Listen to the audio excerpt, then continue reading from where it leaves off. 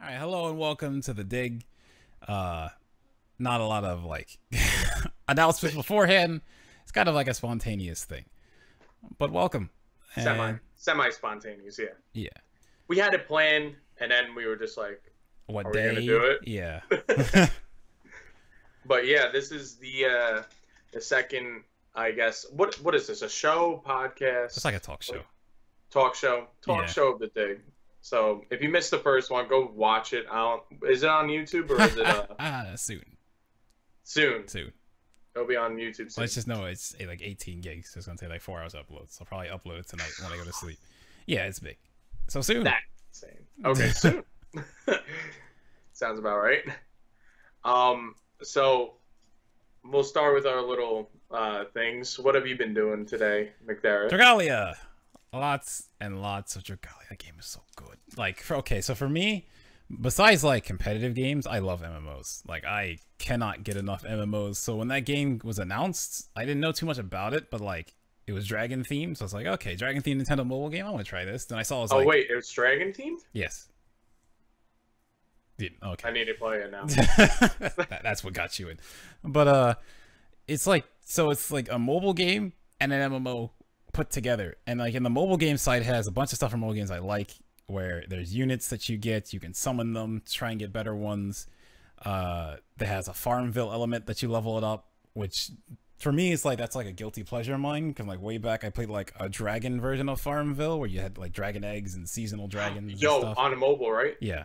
Yo, I love that game. I can't remember what it's called because it's on my Dragon iPad. Dragon City or something like that. I don't know. Nah, I can't remember. But something like that. But yeah, it was fun. And then like this game kind of has that kind of aspect, but it's like it's a castle that you build up and like you upgrade it and use that to get better weapons for your team and things like that. And you actually level your team, you level them, you level dragons, you build weapons. Like, oh yeah, Dragon Veil. Yeah, that's the game. There we go. That game was good. Oh, I need to look at the Twitch chat. Also, we're not sponsored by, what's the game called? Dragalia?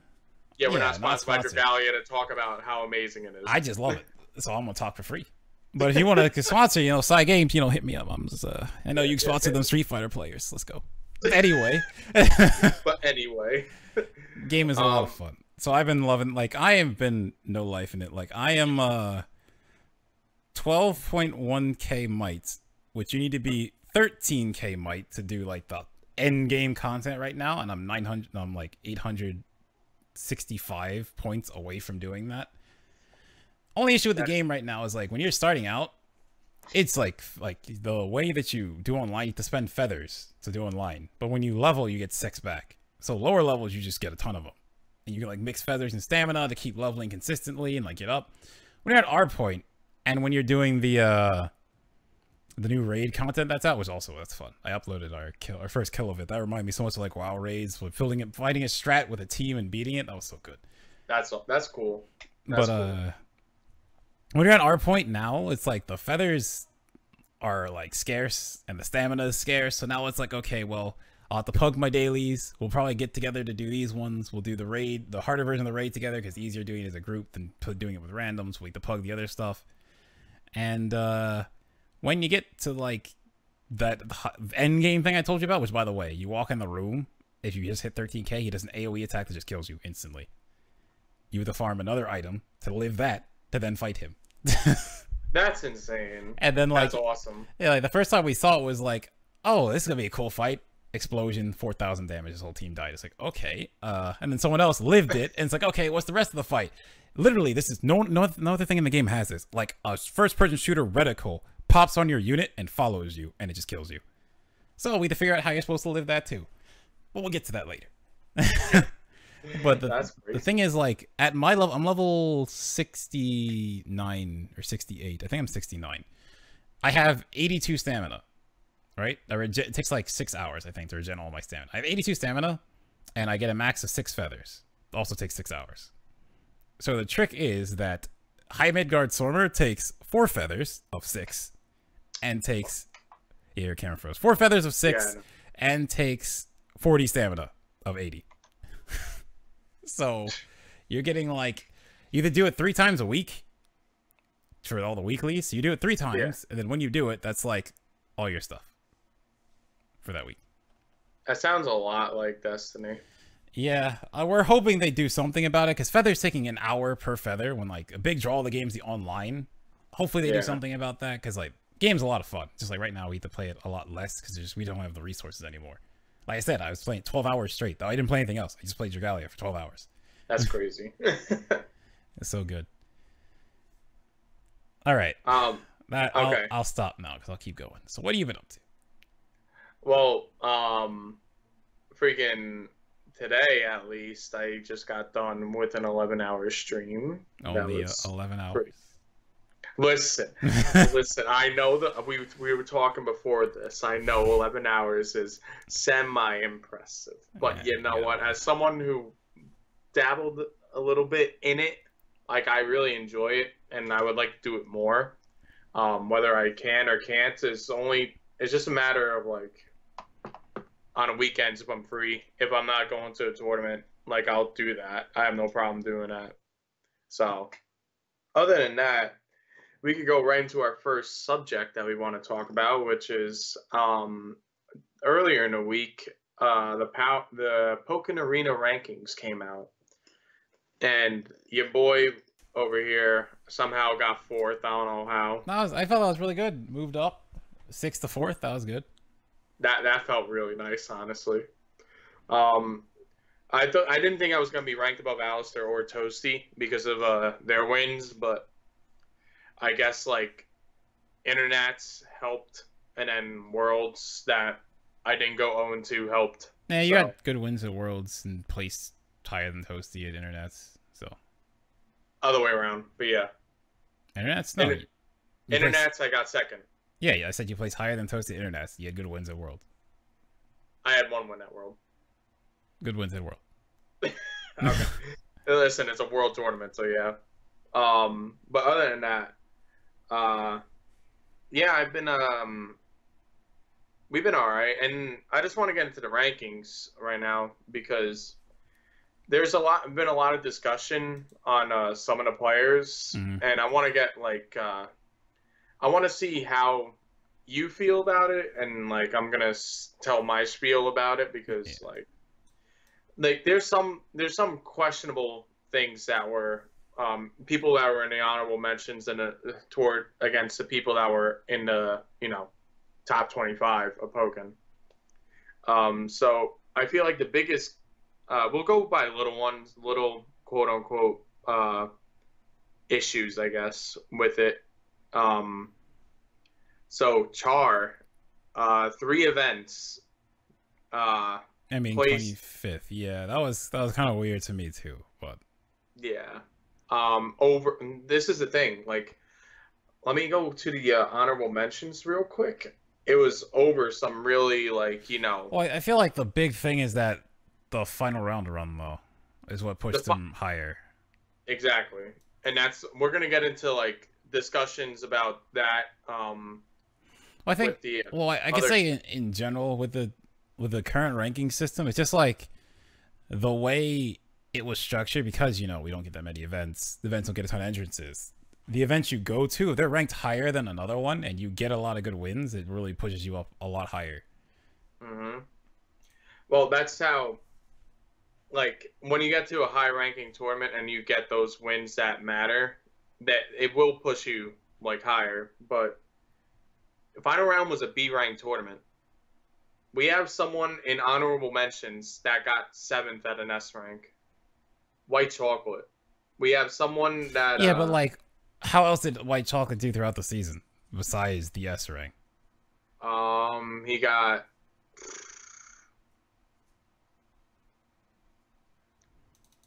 I don't know. I honestly can't answer that. Because, like, I know he got a top 8 somewhere. Because, like, besides Internets, I can't even think of the last time he's done, like...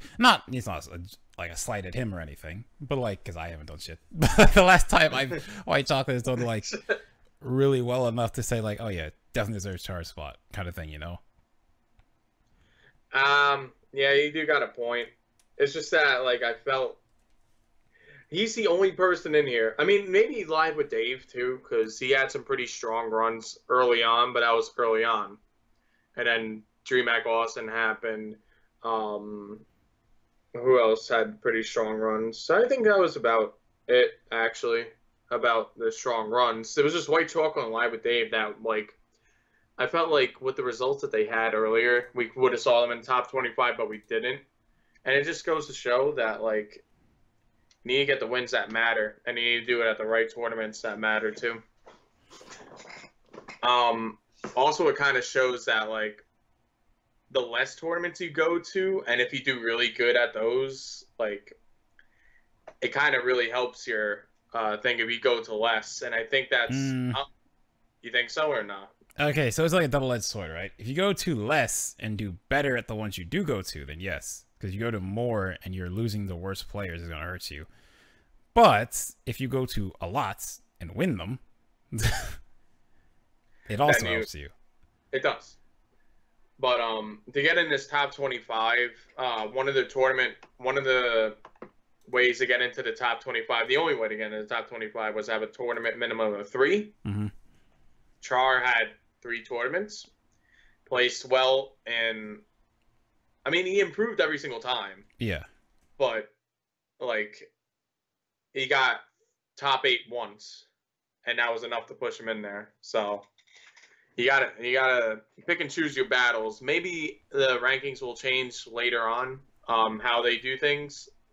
But I felt like that was like one of the questionable ones. I really feel like the biggest thing that's going to shake up the rankings is if we actually find a way to pull in EU and Japan. Because the problem is, like, this is a problem with the race for 1, right?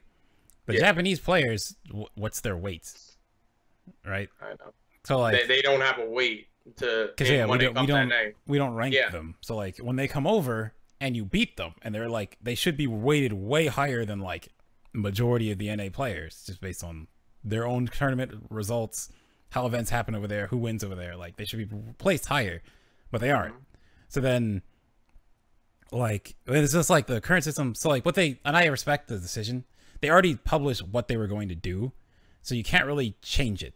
Just because, like, at the very end, they're like, okay, this person should probably be higher than this person based off what happened. But it's like, and they even said at the end of, like, the reveal, but it's like the way the rankings were already set. You can't really change it. So going forward, you, like, try to address that. I think EU and Japan being included and then having the rankings be wider than just NA. Yeah. I think a lot of people will be, like, this isn't a bad list, but, like, if you open up more and then have everyone included, I feel like a lot of these, like, complaints of, like, okay, why this person here is like the season 1.3 rankings, you got, like, T-Lock, who's inactive and doesn't play anymore, or still on the list. You had some people that were, like you said, inactive, and that just straight up I've gone to, like, 1 or 2 tournaments or whatever the cutoff was and, like, played. No. So I think, like, that's enough on, like, the bubble to top 25. Now we can get it to, like, top 25 people that are in there. One of the big ones I want to talk about is what's his name? Okay, so this right here, this little block, this is, like, really kind of where I was just like, how? But I understand. The 12, 11, and 10 placements, Oreo, Mutator, and then Double. Dude, what do you think about that little thing? Because it's Oreo had 1, 2, 3, 4, 5, 6, 7, 8 tournaments he went to. He top 8'd 1, 2, 3, 4 of them and got 9th at an S rank. And 13th at an S rank.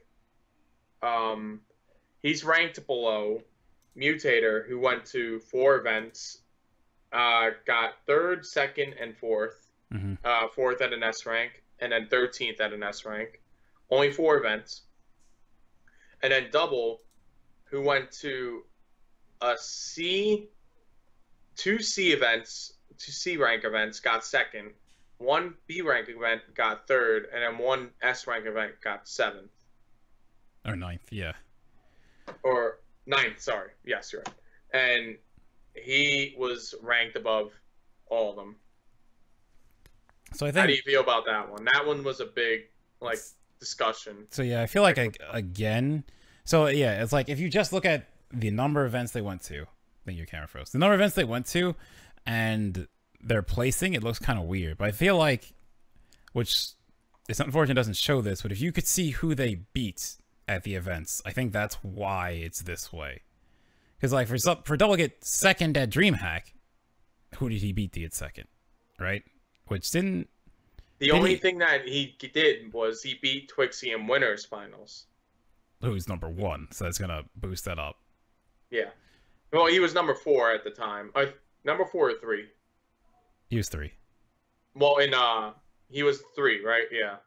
In 1.3, and that's where I think the hit list was implemented or something. But the Mutator ended up beating Twixie. He beat Oreo. He beat Alistair in one thing, and that was basically it on his run. He went 0-2 in Worlds. You say 13th at Worlds, but 13th consists of 16 people. So, I mean, you're still going to get the points for the placements because you're at a exclusive invitational, but still.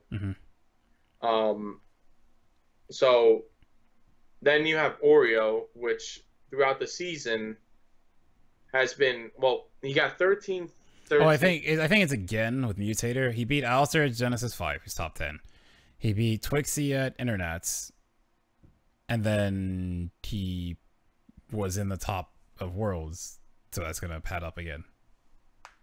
And that's the thing. You don't think that, if I understand, you have someone who's been to more events and done decently okay. He hasn't broken through top 4 except for like one tournament, but that was a B rank. That you have that person ranked below someone who I think should be number 10, but he beat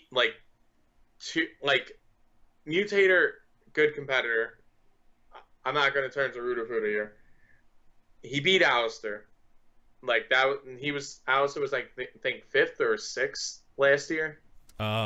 Keep going. I'll find it out.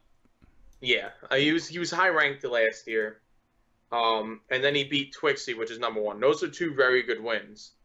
Oreo also has really good wins, but like obviously he's been to more and lost to more players that were worse than him in terms of rankings, and maybe in terms of skill. But we'll save that one later. Zaskal. Whatchamacallit. Then we have Double, who beat Twixie. Okay, so real fast with Alistair. 1.3, he was 10th. He was 10? Yeah, he was 10. Oh, Elm was ranked above him. Yeah, Elm was 9. And then in mid-season, he was 7. Okay, who's ranked above? Oh, Azazel, and I think me, right? Actually, in mid-season, Elm was 8th. Yeah, you were 6th mid-season. Stank Splat was 5th, Toasty 4th. No, Azazel 4th, Toasty 3rd, Twixie slip. It's funny how the rankings changed like that. So it leads in. This kind of like segues into the improvements that I'm sure we're gonna see. You know, it's not. I don't want to say that the system was flawed, because like at the very beginning, I think the system was well implemented for what it wanted to do, which was like once you get a win on someone who placed in the top 25 or top 50 of Wii U rankings, like that should carry some weight, because those are some good players over to the season. I think what we did, unless, I mean, this is what I recommended. I can't remember if this was carried through. I hope it was, because it doesn't make sense. So the thing about, you can't really, like, Wii U is used heavily for mid-season. Made sense. When mid-season existed, my thought process, okay, we should heavily use mid-season because it's more relevant. Yes. Because, like, I believe we did that. Yeah. We did that, but we also I think we still kept, oh no, we didn't keep hit list. No, we kept hit list, but we didn't have it for 1.3. We just had it for DX. Mid-season. Yeah. Okay. Yeah, for mid-season. Yeah, that's what we did. And, like, for most part, like, Bolomar's 7th, Euclade's 8th, Scat's 9th, and going all the way down, I don't really see any kind of like thing that kind of stood out in terms of like anything else. So and then the obvious 2, which was the bubble, and then 12, 11, 10.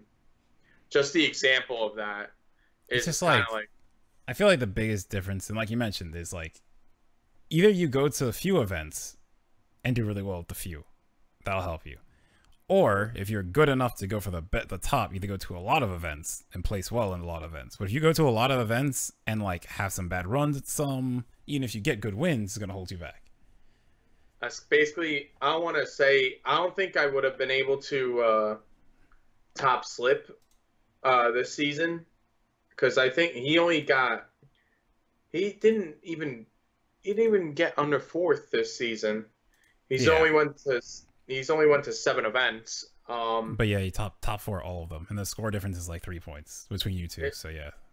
Yeah, so I'm not even saying like if I didn't go to Frosty, which I got 17th, and Winter Brawl, which I got 13th, I don't think I would have been able to catch up to him.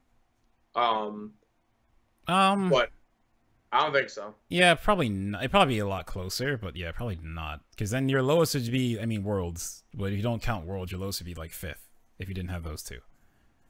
Yeah, and like between 5th and 4th in terms of placings is a big deal for points. So it's shit like that we're gonna like that the Pokken Illuminati are going to improve on.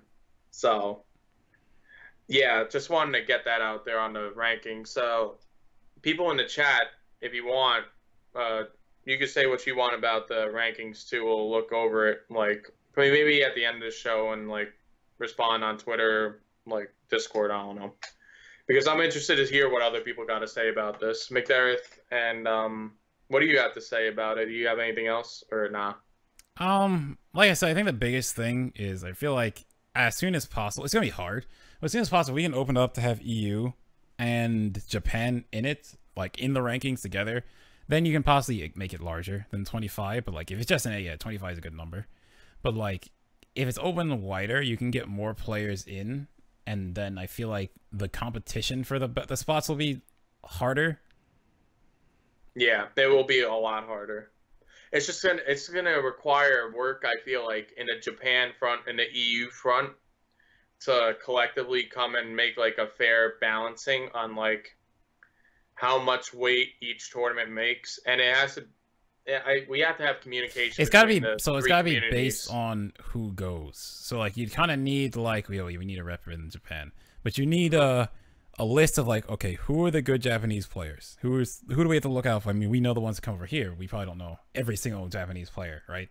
So like you need a list of like who are the good Japanese players, and then you have to list and rank them versus who are good over here. So then we can use some matches head to head of like, okay, you know, the matches from Worlds, when you guys went to Japan, how did the matches go, to try and like get an idea of how to structure that. It's like, okay, who's strong compared to our players, and where would we put them hypothetically? They need to be the same for EU, and it's like, it's rough. It's definitely rough. EU is a little bit harder for everybody that's under number 1, because right now, undoubtedly, there's no question about it, Wingtide's definitely number 1 at the moment. But in terms of Japan, I've been told this numerous times, and I still can't wrap the idea around my head, that they don't like to have rankings per se. But like that's like a contradictory thing, because once you have seedings at events, you're ranking players above other players. But they said that they don't like the power rankings or anything. That they didn't say to us about our power rankings, but they don't like. That's what I heard, and I'm like, how does that even make sense? No matter what format, no matter what culture you're in, because he said it was like a cultural thing, but no matter what culture you're in, competition is competition. I can't see it as a cultural thing, because in Smash 4, Japan has a PR. Like Japan literally has their own PR, and then Japan is also in the PGR, and they want to be on the PGR. So I don't know if it's a cultural thing. It might just be the Pokken community in Japan doesn't like it, but like, there's definitely. Or maybe it's just like someone misconstruing like rank like either misinterpreting or like just like assuming. And at this point, if you're playing this game at a competitive standard and you want to be treated as competitive, like a competitive person, and like this whole community to be competitive, you're gonna get ranked. I'm sorry, it's gonna happen. We're gonna have to freaking have you as a PR. Like, you need to get a power ranking at where you are, so that we could like collectively discuss like where you would be placed if you came over here, because that's a big problem. Mm-hmm. Tournament rankings, like, I see my camera froze. God damn it! It just froze. You're good. I know. I just caught it. But yeah, I think we're done with the rankings unless you got anything. No, I feel like it's good points. Definitely the biggest thing I can see people have issues with is like people who went to less but did well place higher than people who went to a lot but didn't do as well at some. Because like, yeah, it's like peaks and valleys kind of thing. Where if you have very high peaks but you have a lot of valleys, then the person who's just hitting those peaks is just going to be above you. So don't lose hope. Stop being a scrub and get better. Then you'll be ranked higher. As in terms of that PR. This PR may be a little bit different. So outside that, yeah. We going into the next thing, I think that PR video was really freaking nice, wasn't it, McDareth? Oh yeah. A lot of work put in, a lot of moving parts. Yeah. I really liked it. I should like it. Kind of paid for it. Yeah, I was like, yeah, how long is he gonna go until he actually says what he wants? I know, but yeah, that whole PR was that whole video was basically commissioned by me, and well, not commission. Well, yeah, commission. We as the Pokken Illuminati. There's no way that's the name. Yo, it might as well be. But either way, like when we were like trying to I was like the forefront of like, I want a video for the PR, like for the end of the year PR, because the mid-season PR, it looked nice. Mm-hmm. But I want like something like extravagant for this one, because there's a year-long fucking power ranking thing. Yeah. And I wanted something really good to show and make us look like mad professional. And we were like, all right, yeah, let's do this. And then no movement. And then I was like, what do you guys think about outsourcing? And they were like, we know someone. And then like we got into contact, and that was the end of it. And she put out the video, and I paid for it. I just want to go over like one thing with everybody real quick. Like, you remember that tweet that I meant that I said, I am your dad. Remember that, Pokken community? Oh, that's what that was about? That's what that was about. Because like, it was just like, after paying for that, I was just like, yo, like, I put so much into this community, goddamn, man.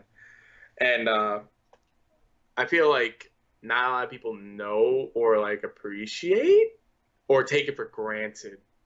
That's what I want to get to. Like, people take it for granted. And I'm just like, because like you see these people jokingly say, hey, fly me out here, fly me out there, pay for my tournament entry here, do this for me here. I'm just like, do you think I'm like made of money?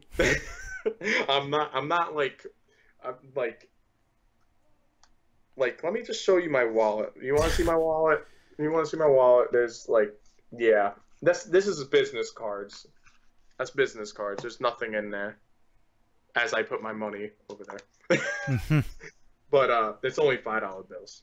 Or 20. But either way, freaking like, we gotta like chill on you know, expectations of things, because like I said, I'm not made of money, you know. And after everything that, I don't want to like be like, oh, this is my hour and shit, and be like, oh, look at my accolades of what I paid for. Like, I did spend a lot. I spent probably over 10K on the Pokken community, and that's not including Destiny. So I just feel like y'all need to chill. You know, like just like I don't know. Do you know what I'm trying to get at, McDareth? Yeah, I get like what you're saying. It's like because this is also something I noticed. Whenever a drive happens in Pokken, besides the evil one, right? But whenever a drive happens for something to like get done, I feel like it's you or Zyflare. Come up, put the money in, it gets done. If that doesn't happen, that's probably not getting done. Yeah. And it's not even like we're trying to be like, yo, someone else needs to be the breadwinner. It's just like, and we're not trying to like make guilt trip people into like, yo, you guys didn't put any money in, freaking, you're scum, all that shit. We're not saying that. We're just saying like, if shit doesn't happen, it's mostly because there's funds needed and we couldn't provide it, or if something did happen that funds were required for, it's usually one of the two. It's one of the three. It's either me, Zyflare, which I honestly didn't even know about, or the community brings it together. Like the Evo Drive was the community bringing it all together, and that was cool to see. But after that, and Alistair too at Dahlia Beach. Dahlia Beach was Alistair. Even for the Evo Drive, it was still like big donations from certain people. 6.8 from me. Like that shit is like I look at that number and I'm just like, my watch is like that much or some shit. Like I could spend that on like a down payment on something. I don't know, man. Yeah, and even Shofu did 3 or 2,000 or 3,000. I think he raised some on stream, and then he put in more on top of that of his own money. I didn't even stream that one. That was just literally just like, here, 2K, 1K, 2K, 2.8. I can't do any more, guys. I paid a K to watch Bim shave his head. That shit was funny. So maybe the real discussion is Roxo's spending habits. Maybe the discussion is I should probably chill. But like that's the issue I see. Like if I chill, it's like I feel like, yeah, I get what you're saying. If you don't do it, who's going to? Exactly. And I don't want it to be like guilt tripping people. Like I said, I feel like it should be a community thing. It is something that happens a lot. Like we do, like I see, streams like, going to this event, but it's like a lot of people aren't gonna pay for it. It's not like, I mean, I dislike those in general, where it's like, okay, I'll just use Zero an example here because it fits what I'm saying. Where Zero is like, okay, you pay this much money, I'll go to CO and catch your ultimate footage. One, Duke can definitely go to CO anyway. It was like $500 or something to go to CO and get footage of ultimate. One, he should go to CO anyway. Two, he's gonna make money from his YouTube for going to CO and uploading those videos, so he should go to CO anyway. So it's just like that thing of, why even do it this way when it's smart for you to just do it? But I also just don't like those things personally. So you don't like for example, like sub goals or follower goals? Like if you get this many subs, like I'll go somewhere. I personally don't like it. I should probably not mention my sub goal. No, like if you want to, no, here's the thing, right? They're smart to do, right? They're smart to do because you put it on the screen and people are like, oh, I want to see you dressed as Princess Peach or whatever the hell, so I'll sub. They're smart. Like, there's nothing wrong with them. You think that's the purpose of sub goals? No, I just know someone who's done that. That's like, yo, I'll freaking, I don't know, I'll find something for me to dress up and like, they're smart to do, but like, for me, I've always wanted to be, I want people to sub and do all that stuff, follow, like, all that stuff, because what I'm doing is good enough and they want to support it and want to see more. That's that's always the angle I went at it with. But that also, I'm fully aware that angle is stupid. It doesn't work. Kind of hasn't worked. But like, listen, if you get those genuine people that actually like enjoy you enough to actually pay to like watch you play, then I feel like that's a lot more better than just having like the freaking people who gift subs so that they could see you freaking dress up as Princess Peach or fucking whatever. You know what I mean? I mean, yes, then I appreciate, I mean, my thing is, that's like almost whoring out at that point, and you're not whoring out. You're just entertaining people. Yeah, which is what I want. But when I say that, I don't want to feel like I'm ungrateful to people who are sub, because I appreciate more than I can say, really. But it's just like when you're doing it, and especially when you see the numbers, like, oh, I need this many to get to like the next emote slot or whatever, or like this other person who started after me now has more subs than me. So it's like, okay, what am I doing wrong when I've been doing it this whole time for longer, and like more people are subbing there? So it's like, you know what I mean? Yeah, That kind of thing. I get that completely.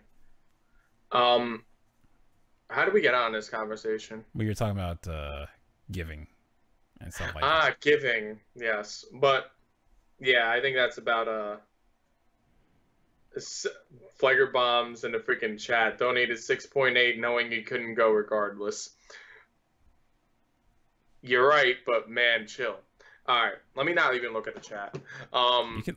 No, I'm not gonna look at the chat. Freaking, what else is there? Oh my god, fucking. Yo, I don't know what the deal is with my camera. It's either mad laggy or it just freezes me. But whatever, we got it. Get like a webcam. I have a webcam. This Logitech Ultra 4K HD bullshit. Do I honestly use it? Boy, this is the webcam. Well then, I'm looking at my. All right, you know what? Scratch that. Move on to the next topic. Damn it.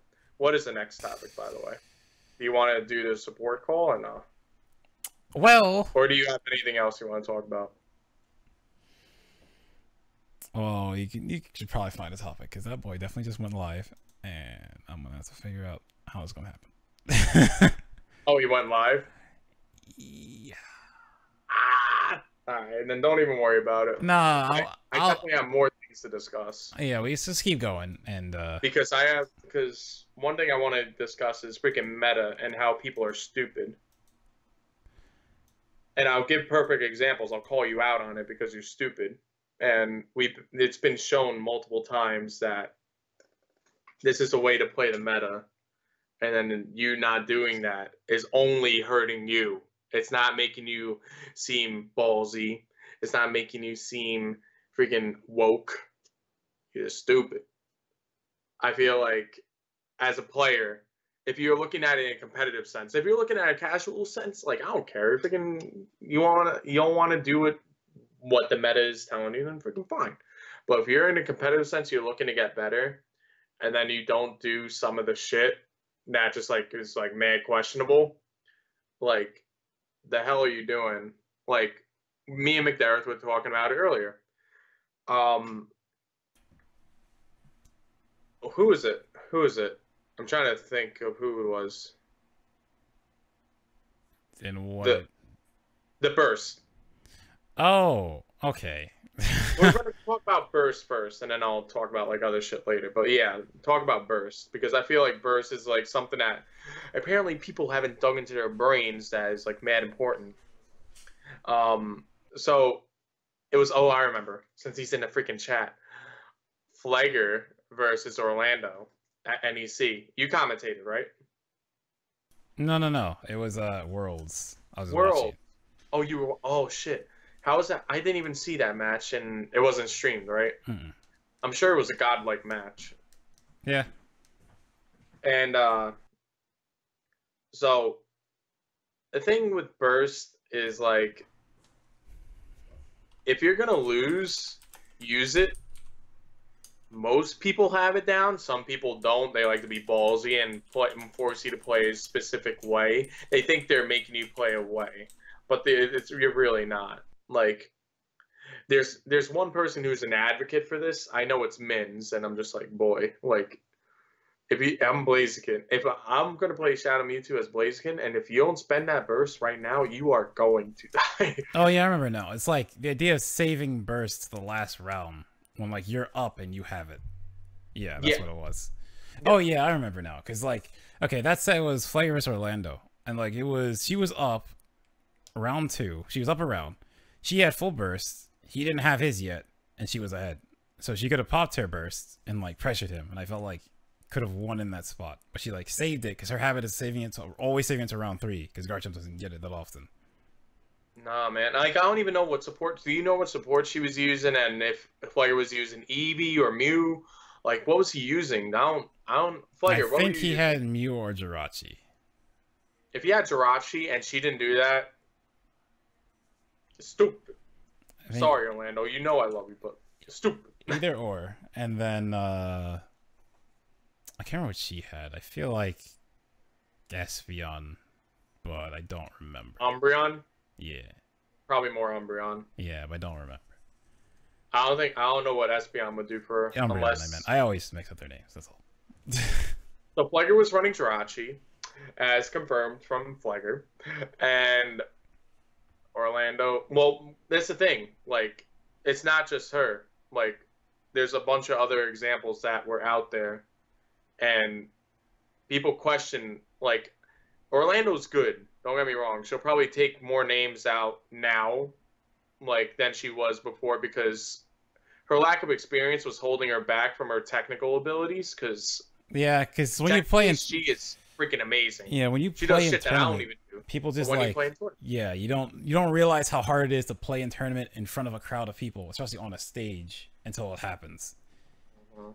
And then And then she it can wasn't be even very playing bad. on that stage. She was playing off stream. That's the thing.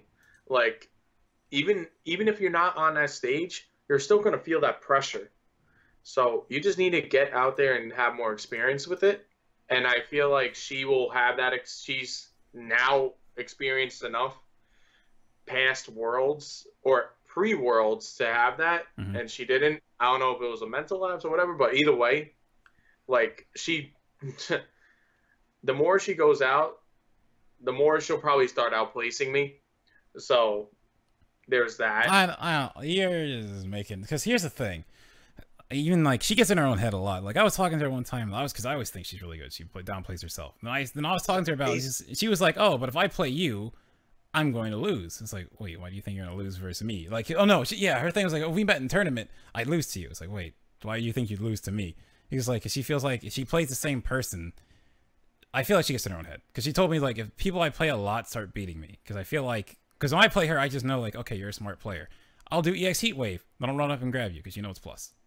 Like stuff like that, because like I know she's a smart player, so I can play around the fact that I can do something, then do the option that should be wrong because she's smart. So she'll like expect me to do the right option, so you can like play around that. But like then I feel like that's the point where you just adapt back. It's like, okay, he did this, then I'll look for this, and like, or like be more aware that they're not gonna go for like the same option. Maybe that's a bit of the Wi-Fi, because on Wi-Fi people just kind of just to do things, but like.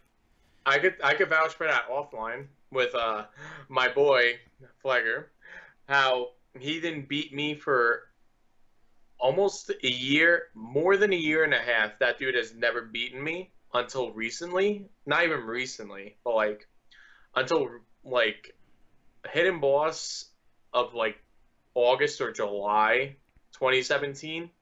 That was the first time he's beaten me in a minute, and that dude has basically been primed to literally like destroy me, because like he adapted to me. He found through him and his friend True 2, True 2 the player. They basically broke down how I play, which is kind of scumbaggy if you ask me, because No. they're my boys. No, but they're my boys. But either way, No, but like, wait, real fast though, because Alright. this is like a big thing for me. Is I feel like people are also afraid. Not saying you are, but I think people are afraid to have their opponent know their weakness, right? Where I'm in the camp where I want to tell you my weakness because I want you to deal with it and force me to learn how to deal with it. Because I feel like a lot of people are like, oh, well, why would I say like, oh, if I do this playing you, you could just do this to beat it until after the fact. But no, I want to tell you that like when I see it's like, oh, because I do that on my stream. I play someone like, oh, you could do this, you shouldn't do this kind of stuff. If I do this, it's plus or whatever. Because I want you to understand that aspect, so I can practice versus you, so I can play someone else who just knows and not be like, oh well, I can't do anything now because they know everything, you know? Exactly. That's how it was with me and him. Like I kept telling him like kind of like what he should be doing each time, and it was either a matter he didn't listen to me or he just couldn't like apply it until him and True 2 sat, watched and analyzed like how I play, and they picked me apart. And Flegger has now been more positive against me than he's ever been in his like lifetime. Like we used to go hard, like in 2016, like our sets were mad intense. Mm-hmm. Then there was a year in like 0.75 long gap of me just destroying his butthole. Sorry, Flegger. And then it was literally just like it got to the point where we were even, and then he just fully adapted to me.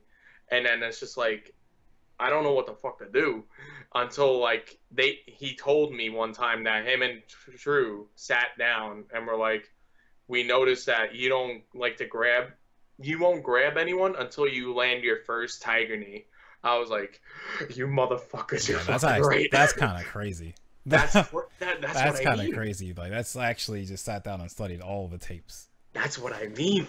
And I was just like, yo, like you guys went to that extensive state. And now I'm like, yo, I have to do this back. I had to fucking like do. That's how the meta, like I felt like grew between us as players, like player versus player meta. And I was just like, yo, that's crazy how like back and forth we go. And to hear about you, like, and Orlando about that. Oh, God damn it. But, yeah, to hear that about what Orlando said to you, which is like, I don't know how often you play her. Do you play her often or not? We used to, not as much now, but like in the past, yeah. I'm thinking like as in terms of like now-ish. The only people I could see her having that kind of like relation where it's just like, it's kind of like. This is my level of player that I'm at, and you're at whatever level you are, and then we just play, and you keep adapting to me, and you keep adapting to me. It doesn't, like, it improves your skill, but it doesn't change. It improves both of your skills, and whether it's, like, at one alarming rate than the other, then it's whatever, but, like, you adapt to that player. And for her to say that to you, I could see it, but she doesn't really have that kind of experience with anyone else except for like Twixie and whoever else she plays in the backlogs. I don't know who she plays. I think Mutator. But that's the thing with like the meta. Like until you start playing a player like consistently, don't ever count yourself out and just make sure you do like the smart meta plays. Like just play it like smart until you start running into the players like Flegger. Because now I will backdash like. I don't even know what I'm gonna do. Like, when I've been doing like dumb shit, and it's been working. That's sometimes what it is. Sometimes if someone knows you well enough, you just do something that doesn't make any sense. You just throw them off. So, that it goes back to actually something that Coach Steve taught me. It was like, don't respect anyone until they show you that they need to be respected. Yeah, that's like one of the most important things in fighting is I struggle with that too. Because I over respect everyone. But like, there's definitely certain players you could just go in on because they don't know. But like, you put in your head that everyone knows this, so like I can't do X, Y, Z because they know, and then you play someone that just doesn't know, and then you just get away with it. Yep. That's just like that's a Flegger myth. That's a Flegger thing. That's just like a meta thing. Yeah, I always give you like one aside, which by the way he said he could still do it. So. What's up? He said he could still, yeah. Okay. So we'll do it after. But like, and aside is like I play, Void, the Smash player. What's up? Void. Void, yeah. So I played Void on his stream one time. Just like we were at the loft when they were still in New Jersey and he was there. So we played on his stream. The very first match, he told me that, you have this pattern when you jump and fall at the same time. And you should change that. Never even considered that. Like never once in my entire, like that was like something that's like, didn't even cross my mind to like think about, my opponent could be reading this, but like a player at that level, they just have to, for like whatever little thing they can get so they can get the leg up on their opponent. Like that to me opened, like that one phrase opened up so much in my mind of like how much I should change or like what I should be looking for, how I should do stuff differently versus any opponent and like what to look for. Yep. That's like a thing, like that's a great thing and a bad thing about VODs is like you get to see how a person played at that tournament. and you kind of get some of their habits, but then there's like there's some players that like change up their habits like frequently to keep players guessing and shit. And to those that do it consistently, they get red, and I got red. You know, that's a prime example of that. But like to someone who doesn't know how you play, or you don't know how they play, and you don't know if they've seen you or not, just go in and see how they do. And then it's basically, if they don't adapt, then they're fucked. And if they know how you play, then it's up to you to adapt. That's the meta. That's meta. Yeah. That's how I view meta. At least. I'm gonna do my shit to you. If you have anything to say about it or anything against it, do it now, or you're gonna get washed. That's how I view. Yeah, because like I feel like with Blaziken, it's like the Sky Uppercut thing, right? Any Pokemon, any character who has a projectile should realize, like, okay, if I do this, Blaziken can Sky Uppercut me. I guess some Blazikens don't, because every time I try it, the first time it only works. The second time it won't do it. Because like, after the first time, the second time they're probably gonna block. So I can just stand up and block, and whatever they were going to do isn't gonna work because I blocked, and they're probably gonna block expecting me to Sky Uppercut. But like, I will test you with the first Sky Uppercut because like, I want to see if you are aware, and if you're not, then I'm out of the bad situation. You're on the ground, and I get the setup I'm looking for anyway. Mm-hmm. And if I'm wrong, okay, I'm wrong. But then I'll test it. Because, like, I gotta eventually, like, because the point is, like, that's one of those things where it's, yeah, maybe the Sky Uppercut is too obvious and too risky, but, like, people just forget. So you gotta see if they know or not. And then see if they will adapt or not. Mm-hmm. That's some meta shit. I think there are some people that have like a third eye awoken though. That I gotta say. Scats kind of opened my eyes to it a little bit, and I've been changing like how I play, like specifically my Gengar and like my Garchomp to an extent. Whereas like at Worlds, Scats was like talking with everybody, like he was just sitting around like in like a circle, but like not in a circle. But anyway, like he was sitting with like some people, and I joined in, and he was basically spewing that the reason why Japan, like there's 6 people from Japan and only like 2 non-Japan people, Wingtide and Thanks a Lot, was because they think like mix-ups ahead. They don't worry about the present mix-up. They're worried about what they're gonna do to you after that shit. Like there's layers. And I was just like thinking back to like Marvel vs. Capcom shit, where it was like a bunch of layers of pressure and shit, and then like the fighters to an extent. Like there's just some people that were like at that point, like Thanks a Lot and Tarataro and Subutan and whoever else got top 8. They were at that point where like they're thinking like 2 mix-ups ahead to try to like get that opening on you. I would say with that, I feel like a lot of people, when you're starting out, people have the bad habit of like, something hits them, and it's like, okay, I should punish that. But then like, if something is not minus enough for you to actually punish it, then what you need to look for is not what they hit you with, but what they're going to do after. Yeah. Mm-hmm. And that was like that's something I'm going to refer back to Flagger, because this literally pissed me the fuck off to the point where I was like, all right, motherfucker, I'm gonna adapt to this finally after 2 months. After I Tiger Kneed, after I did anything that made me plus in a corner, I would 5Y. But I'm only +4. And even when I'm +8, Lucario can still jump into a JY and get a full 260 damage confirmed combo. And that infuriated me to the point where I was just like, okay, I know what you're going to do after I do the Tiger Knee, so now I'm going to JY you to release X and get 260 damage, and you're back on the ground. What are you going to do now? It's like I'm starting to see that way, and I feel like people need to start seeing that way so that we could continue to grow the meta, because I think that's the direction that we're all heading in now.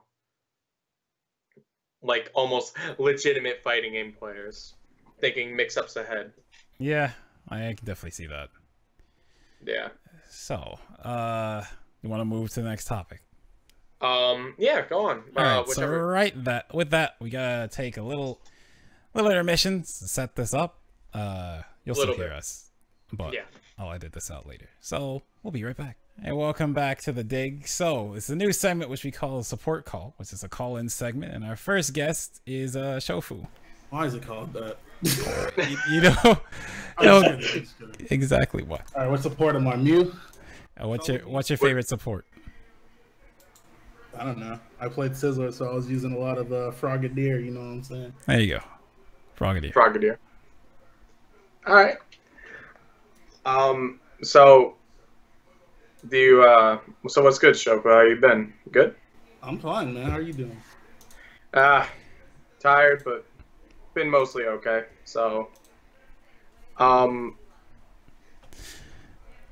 anything you want to add in this support call, McDareth, Shofu? Well, I wanted to address what you were talking about last week about me, because I feel like there's a misunderstanding, and I can offer some clarification. Oh wait, real fast, Shofu. Can you turn your mic up a bit? Turn my mic up? Yeah, in Discord, you're like a little quiet. How's that? Okay, I hear you a lot louder now. So yeah, it's probably good on McDareth's end. Yeah, you're good. All right. Well, I don't remember everything you said, but I don't know. Like, what exactly is your problem with me?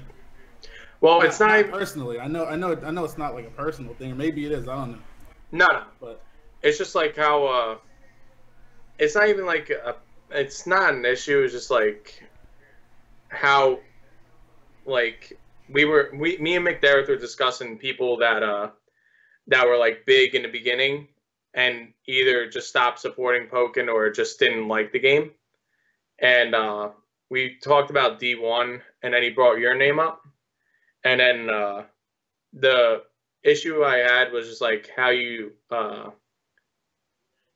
like handled Pokken after DX. Because in Wii U, at the very beginning of Wii U, you were like very behind Pokken. And then towards the Evo Drive, you were again there. You had to stream and you donated money along with whatever the stream donated. But after that in DX, it was kind of like not really total silence because you did play and you did stream it like in the DX for the new DLC too. I don't know if you streamed the new DLC, but it was basically after that. And then McDareth had he was basically telling me that there was more to it and there was like other sides and stuff. So that's where we're at kind of like right now. What's the problem? Like it sounded like I don't know. It sounded like you were expecting me, like since I said I support Pokken or whatever, like you were expecting me to see these videos and retweet them and do stuff, even though I didn't really understand. Okay, so when I said so in terms of supporting Pokken, I was talking about like your tweet that you made out that I think it was like in the Wii U days where it was you were kind of like fed up with the expectation of like people. I don't know if it is or not. I don't know on your end, but like it kind of seemed like you're kind of like, okay, if you guys want me to show you Pokken things, just send it to me because I don't know where to find it. I don't know where to look for it. So show me it on this tweet or whatever, and then I'll post it. I'll retweet it and shit. And I was one of those people that did it. There was a bunch of other people that did it, but there's like, I think it was more of like an argument between me and McDareth on like if you cared about Pokken. And I think that's like the quote unquote question is like, do you actually care about Pokken, I guess? All right, well, I don't really play it anymore or watch it as much as I used to. But I always supported the game just because I like watching it and I like, I like Pokemon and all that. But what I didn't like about what you were saying last time, it just sounded so entitled, and that's like a problem I have with the Pokken community in the first place. Like, so, okay. Here I am offering my Twitter. Businesses pay me hundreds of dollars to retweet shit all the time. And here I am with my 100,000 followers asking you guys to send me your content so that I can retweet it so other people can watch it. And it's just, I don't know, like, I really feel like you guys are ungrateful sometimes. Not that you owe me anything, you don't. But when I watch more Pokken streams than 90% of your community. Like, why is there this tournament on and there's 20 people here? And I'm one of them. I don't even play the game. So I'm over here offering to retweet your content that barely exists in the first place. People are mad at me because I don't make content for the game anymore. Like, that's even my responsibility in the first place. I tell people to get capture cards, make their own content, send me their content so I can retweet it. And it's just, I don't know, like, it just doesn't make any sense. Like, I had no obligation to do any of that. I was trying to be nice and help you guys out. That makes sense. I totally see your point of view where you're coming from with this. I don't hate the game. I talk shit because you guys are pretty sensitive, and it's funny to me when you guys get all mad. Well, that's kind of the purpose of this show, is to basically call out those people that are sensitive and make them have, like, to learn how to, like, you know. Okay, that's not the whole purpose of this. It's not the whole purpose, but you know what? Like, as opposed to Farum Heights, where it's like, we're trying not to be offensive or, like, whatever. This show is more very opinionated and, like, I feel like more real, if you ask me. I don't know, man. I've supported the game publicly and behind the scenes. I don't need to tell people what I'm doing for me to support the game. I don't need to watch the game or play the game or talk about the game to support it. Like, I still do support it, though. I try to watch as many Pokken streams as I can, but they're all over the place. So that's one thing. True. But either way, at the end of the day, whenever I say anything about Pokken in the first place, everybody just fucking swarms my eyes. My actions do not match my words when it comes to Pokken. I'll talk shit about Pokken all day, but then at night I'll be watching a fucking stream or something. Okay. But basically, my problem with the Pokken community is just how sensitive everybody is. They focus anytime I say anything about that game, they just focus on it, like laser focus. Go play your damn game. Go make some damn videos. Initially, I was just telling people to get capture cards and make content because people were mad at me for not making content. They were telling me I abandoned the game. I didn't want to play the game anymore, but I still supported it. I literally watched every stream I could all the time. Every tournament I was on, I was in there. Whether I made it known or not, I'd still be watching.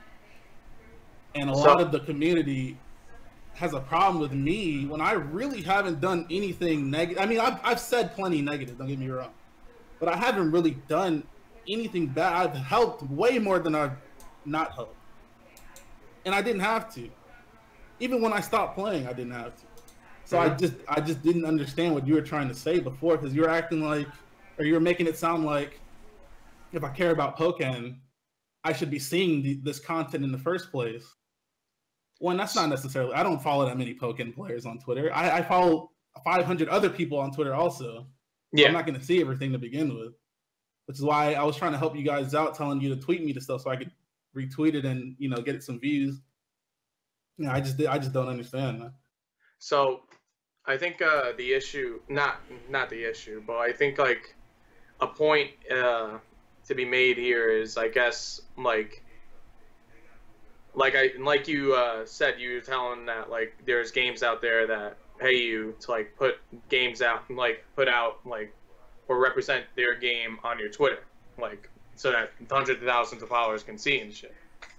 And I think more people don't understand that, and they're more viewing it on a personal level, whereas, like, they don't see the business side, they see the personal side of, like, if you like this game, why isn't it on your Twitter and shit? And that's why I think people are, like, you know, sensitive on it, that when you do say something and it's just a negative or whatever it is, like, they swarm you, like you said, but they don't see that you, like, you know, support the game or whatever, or you like, it's almost like, I guess, like, the Pokken community is sensitive and they view it as, like, if you don't have anything nice to say, don't say anything at all at that point. But it's also them being sensitive too, because everybody's entitled to their own opinion.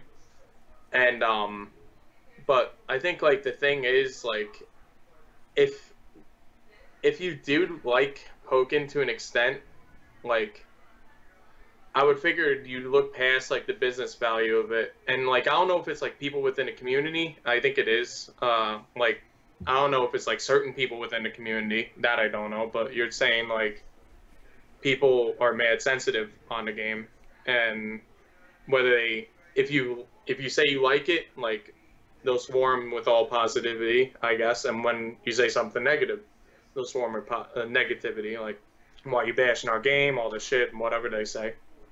So I think it's just a matter if you do like the game, like and it's on your Twitter, yeah, it's your own personal Twitter, but you have it as a business too because you like get paid. I just do what I want on Twitter. My point for saying that was just I was offering to promote your guys' content basically free.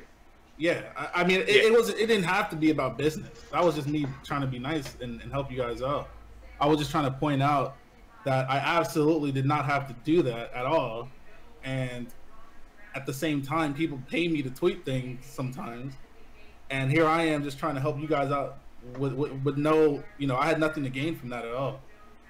Not that I don't like pointing things out that I do just to be nice, but the way you were talking last time, it just seemed like, I don't know. It didn't make sense to me with some of the stuff you were saying because it was just my own personal way of helping you guys. Yeah. Like I don't need to be in the mix like that to support the game. I can support the game any way I choose. Like I like the game, but I don't. It's hard to follow everything in the first place. I don't follow 100 Pokken players on Twitter. Yeah, I follow a few. Yeah, you don't need to feel obligated to at all. I don't think anyone needs to in order to follow anything, honestly. But, so, shit, I totally forgot what I was about to say. Did you have anything else to say? Because I just totally blanked right now. Not really. My main, I know I've been saying negative, well, not lately, but I've said plenty negative about Pokken just because I feel like it has a lot of potential that's not being touched on, whether it be by the developers or by the people playing it. And it's just, I don't know. It's kind of sad to me how your own community doesn't really seem to support the game as much as they can. And that was always the thing I noticed. That's why I like when people were tweeting me, getting mad at me because I stopped putting Pokken content on my fucking YouTube channel. Nobody was watching it. So I stopped. It was a waste of time. Mm-hmm. And the people that play the game weren't making any content at the time. And people were mad at me for stopping that when they themselves didn't make any content. So it was just really dumb. So that's where that whole thing started. And then the good things that I've done just get completely overlooked. Not that I need them pointed out, but people will literally talk shit about me in that game. Like, I haven't gone out of my way plenty of times to try and get you guys some viewers, to try and help you guys get into Evo. Like, it's crazy. I just feel so disrespected by the Pokken community constantly that I just don't even care to interact with any of you anymore. Not you specifically, but I got you. And then anything I do, even relating to that game in the slides, like when I threw my damn controller, that was like I wasn't expecting that kind of reaction. Fucking stupid ass video, and that was just, I don't even know what that was. I don't know who that guy. What was his name? Oh yeah, Corgian. That guy was saying some crazy ass shit. Because I threw my controller. I didn't even say anything. I just threw my controller in the chat. Now I understand what can be implied there. But still, yeah. God damn. Like you did say, people are sensitive. I think it's mostly because Pokken's such like a very delicate game at this point, like the state it's in, that it's like unless we keep pushing it and unless we keep pushing it ourselves, the Pokken community, like we didn't think we would like get Worlds. Luckily we did, and I think the Pokken community itself wants to promote it in a positive light. Holy shit.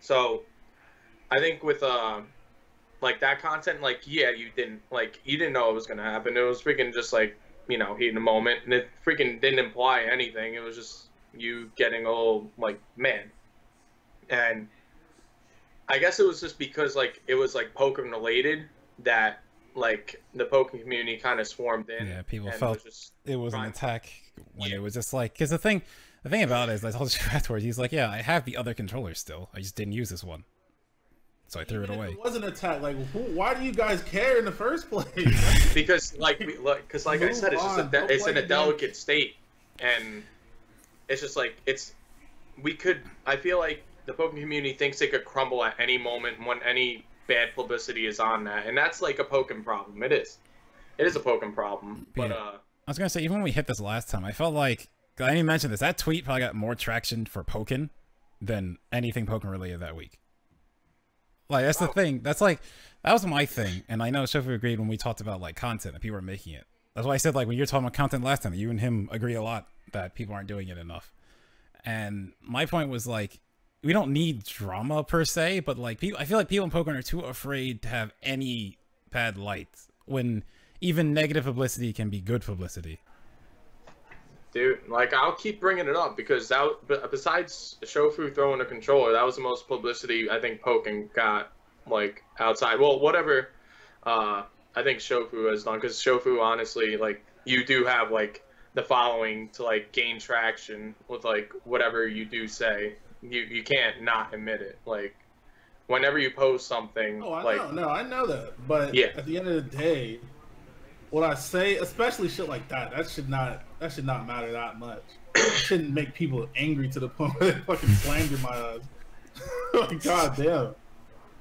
Yeah, I think that's just like, I guess like there's some people that came from Smash and it was already big that they didn't really care what anyone said outside. And then, like, they joined this little niche community where it's like people are friendly and not like complete assholes to each other right off the bat. Maybe they're assholes down the line, which has been, shown. But either way, like, when they see something like attack that, they feel attacked.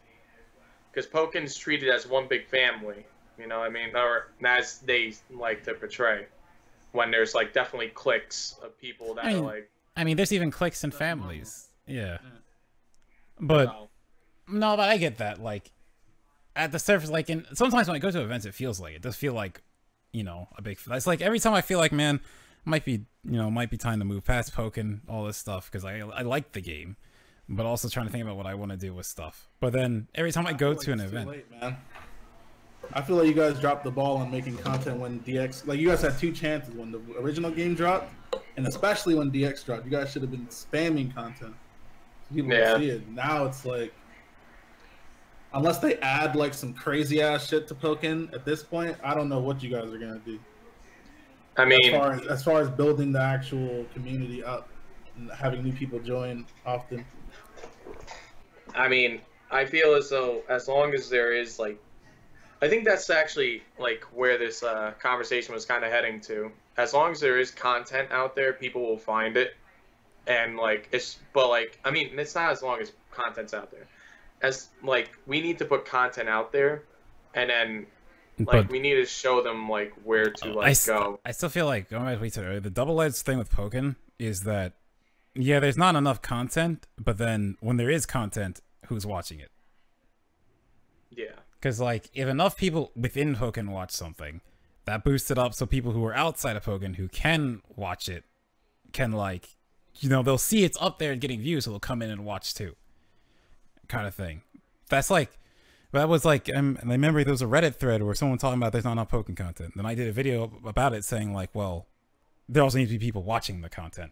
Because, like, if people aren't watching it, the big people who are, like, kind of out of it, who would be like, oh, why, like, because I remember when DX was launching, people were like talking in the background, like, oh, let's try to get Maximilian, let's try to hit up Shofu, let's try to have all these people, get them streaming Pokken again. And it's like, well, the first time they did it, people didn't watch, so why would they go back and devote a lot of time again? I mean, people watched when I did it. It's just, I don't know, the more I played the game, the less I liked it because of certain things, so I just stopped playing it in general. But they also can't watch it, there's nothing to watch anyways. True. So like, Twitch can't be the only source of entertainment for Pokken. It needs to be online things, which we did discuss in the last show. And I've been kind of saying that even to like Japanese scene, like I went there and like they were having this kind of like crisis of like, yo, I don't know if Pokken's gonna like last, and like there was one positive person cross where we were talking about like we have to like broadcast it to more than just Twitch, you know. It needs to be up on YouTube. There needs to be something for people to watch, and whether they like. All right, Shofu, let me have your opinion on what you think about Worlds, about getting it over 1 million views. Do you think that was like something big that we should have been capitalizing off of, or you think that like? Of course, people are watching. People are looking for the game or watching it, however they're watching it. Then yeah, of course you should capitalize off that. So maybe my man, what's his name? Thanks a lot. Yeah, he should have maybe, you know, done some interviews or made some YouTube videos or something. Yeah, because he got his name out there a little bit from winning that. A lot of people were watching. They'll remember him. Oh, they know exactly who he is. He's only, the thing is, he's only 17, and he didn't have any kind of streaming equipment. Now he's getting that kind of stuff. His parents are like fully backing him on it, so that's good. But with the with how Worlds went, with how Worlds like was streamed, it was like streamed to like 30,000 people who had more viewers than VGC and TCG finals on Twitch, and that's not even counting YouTube, which I think it was at one point doubled, and I don't know if it's still doubled than VGC finals, which is presumably bigger, obviously. So I think like people, I don't know. Can you explain that one, Shofu? Like why so many people watched Pokken more than like VGC and TCG finals? I mean, I don't know what was on before it. I know people when it comes to streams, like people stick around either waiting for the next event or they're from the previous event. And I mean, I couldn't tell you exactly the reason, but maybe people just liked what they saw and stuck around, and then more people joined. That's usually what it is. That's usually what it is. I don't know the exact reasoning, though. Yeah. That's, like, I don't know, man. Like, I heard that when top 4 started for Pokken, it was at 10, and then towards grand finals, it peaked at 30. And then the Pokken, like, the VOD itself, that grand finals VOD on YouTube is over 1 million. 1.1 now, currently, according to J Nero. I just feel like we do need to, like, push for that, and we shouldn't rely on, like, Pokemon putting out that video, like, for us on... I don't know what else you would do, though. I mean, Pokemon supporting you guys is huge. It's huge. Because they have the numbers and they have the people that want to see that content, but I have no idea like what you guys as a community need to do to get those numbers up for your own personal content. That's the hard part. Yeah. But some consistency would definitely help you. Most likely. Figuring out, bouncing ideas around, trying to figure out how to like make a popular video enough to like showcase to people more than just the 1.1 million that watched one video, you know? And I mean, I really don't, like I said, I haven't been keeping up with it as much anymore, but I don't know what you guys would do as far as content that people would want to watch right now. Well, the best thing I can think of is when like if new stuff happens, I don't know. It's for me, whenever something new comes out in the game, I just immediately boot up my capture card and mess with them. Like if a new character comes out, you can just make a video talking about it. I don't know. Well, literally, people will stick around and watch that shit. I know. And I feel like if we do get that third DLC, like, that's something I think the community really needs a push on. And if we don't get that third DLC, if we get Pokken 2, or if we get Worlds, because I think Worlds has been announced. I'm sure you guys will be at Worlds again. Yeah. Once leading up to Worlds and after Worlds, like, that is the perfect time to be pushing out that Pokken content, like, to get it popularized. But we need consistency before that, so we could gain some ground for it, so we have foundation for it. And anyone with a capture card can easily make a freaking video. So That's what I'm saying. just fucking do it. So let me get another take from you, Shofu. So another topic right now is like the effect Ultimate's going to have on Pokken. What do you think? I mean, if you guys were about your business, I don't see what that would have had to do with anything, but that is going to be the main focus of people with Switches coming up. So yeah, I don't know. I mean, I don't think it'll hurt you guys too much because I don't know who's still playing Pokken like that in the first place. I mean, I don't know how many people in your community participate in like tournaments and all that. I have no idea anymore. In both Pokken and Smash, or just Pokken? I Pokken specifically. I don't know how many. I don't know what's going on to be able to comment on that. I don't think it should have too much of an effect on like, unless Pokken players are going to be playing Smash like that. Yeah, I wouldn't know that though. I think the whole McDareth, are you trying to say that, like, what I said earlier, that Smash is going to ruin Pokken? Oh, yeah, that was... yeah, you're trying to get to that No, point. I didn't want to hard bring that up. I didn't want to hard bring that up because like, you were definitely on something. There was a bunch of, like, convoluted theories. What's that? Why do you think that in the first place? In the first place, okay. I was... At that moment, I was, like, pushing for...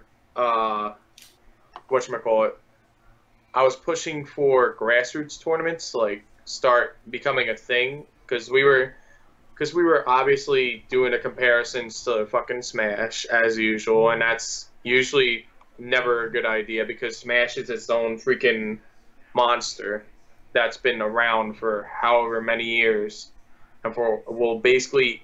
I mean, if you look at where Smash started though, like. They didn't have any support. Like you guys have always had Pokemon support from day one, and they didn't have any. They had limited to none. Yeah, and they did all the things that they needed to do to get their game to spread. First of all, I mean, it wasn't too hard because of what it is in the first place. Everybody likes fucking Super Smash Bros. Yeah, and all the characters in it. But you know, they stuck around and they worked super hard to get to where they are in the first place. They made content. They threw tournaments as often as they could. They explored the game. They did all kinds of shit for years and years and years. And that's where I was bringing the point to like Smash Ultimate's going to ruin Pokken, to the point that we have like Pokken before Final Boss. I don't know if you're familiar with any of the grassroots tournaments of Pokken. We've had 2 so far. I've seen them. Yeah. We've had 2 grassroots tournaments, I think, or maybe 3 in the past. I don't know. Besides like locals and monthlies and that shit. And I was more afraid since most of the tournaments that we've had are heavily reliant on like already established events, like Big E events, freaking NorCal regionals, DreamHack, CEO, Evo side events, like. We're heavily reliant on that to the point that, like, I was thinking back when it was Wii U days, and I always go back to the worst because that's just, like, how I am. Canada Cup, 2016 Pokken was probably the best example I could give of, like, what I foresee Pokken in the future, where we're literally in a corner. 2 setups. One of them is for stream, like one thing, and then there's like a million Smash things. Granted, they probably had more players there than us. We had like 30, 32 or something like that at the time, and we had 2 internationals, and we thought that was a big deal. They probably had however many internationals they had for both. When Smash was smaller, that's what the tournaments look like. Yeah, it's just that they grew their scene. I mean, it was back in the day though. It's not like now. It was like, they had their streams that weren't really, I mean, like nice, but I don't know, man. I think I know what you're talking about though. I remember Canada Cup. What was it, like you said a 30-man tournament? I think 30-man for Pokken at least, yeah. And then there was like those two setups. Oh, I'm sorry, it was 3 setups. 2 setups on the table, and then one for stream, but then they switched it over because it was still when the Pokemon was on the Wii U, that they kicked us off the stream for not even top 16, which, I mean, like, we didn't have top 16. It was 30 people. They gave us a full stream for top 8, but they kicked us off for Smash for their pools, which now, looking back on it, I totally get. And I think, like, it was more of, like, at the sense when I said Smash Ultimate's going to ruin Pokken, is when the Switches are out, like, when Smash Ultimate comes out for the Switch, the big tournaments are going to stockpile on the Switches. And they're going to, Smash Ultimate, I think, is going to be huge. It's going to be huge. To the point, to the point that, like, they're not going to look at Pokken and see, like, I don't know if you guys hear my dog now. I don't know what the hell she's barking at. Yeah, a little bit. So I think that Smash Ultimate's going to get to the point that they're not going to have as much setups dedicated for Pokken, because there's going to be so many people playing Smash that they're going to be like, why do we even need this game if we can get it out of here? There's only corrals like 40, 30 people, and sometimes we have majors where we're at 80 or 90, just like random ones, and it's just like, you know. But that's besides the point. The point is, like, we have, like, very limited people, very, like, limited space to begin with. Once we have Smash Ultimate coming through, because Smash 4, I don't know, do you like Smash 4? Because I personally like it, but, like, you know, I mean, not anymore. I don't really like it anymore, but it's gone in 2 months, so it doesn't really matter. It doesn't matter, yeah. Just like how Smash 4 was, like, kind of like the only thing that they had for, like, 2 years before Pokken was going on. Like, they were still coming out in numbers, like, huge numbers. I mean, feel like Smash is like a cult following, though. Like, people that play Smash don't play anything else. Yeah, they like just play Smash. So they'll like only 90%. Like, if Ultimate never came out, people would have played this game forever.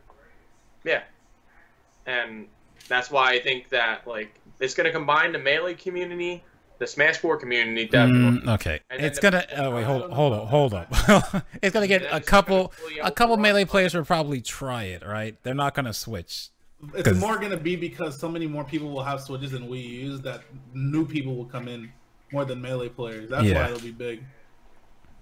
The Switch is already more popular than the Wii U ever was.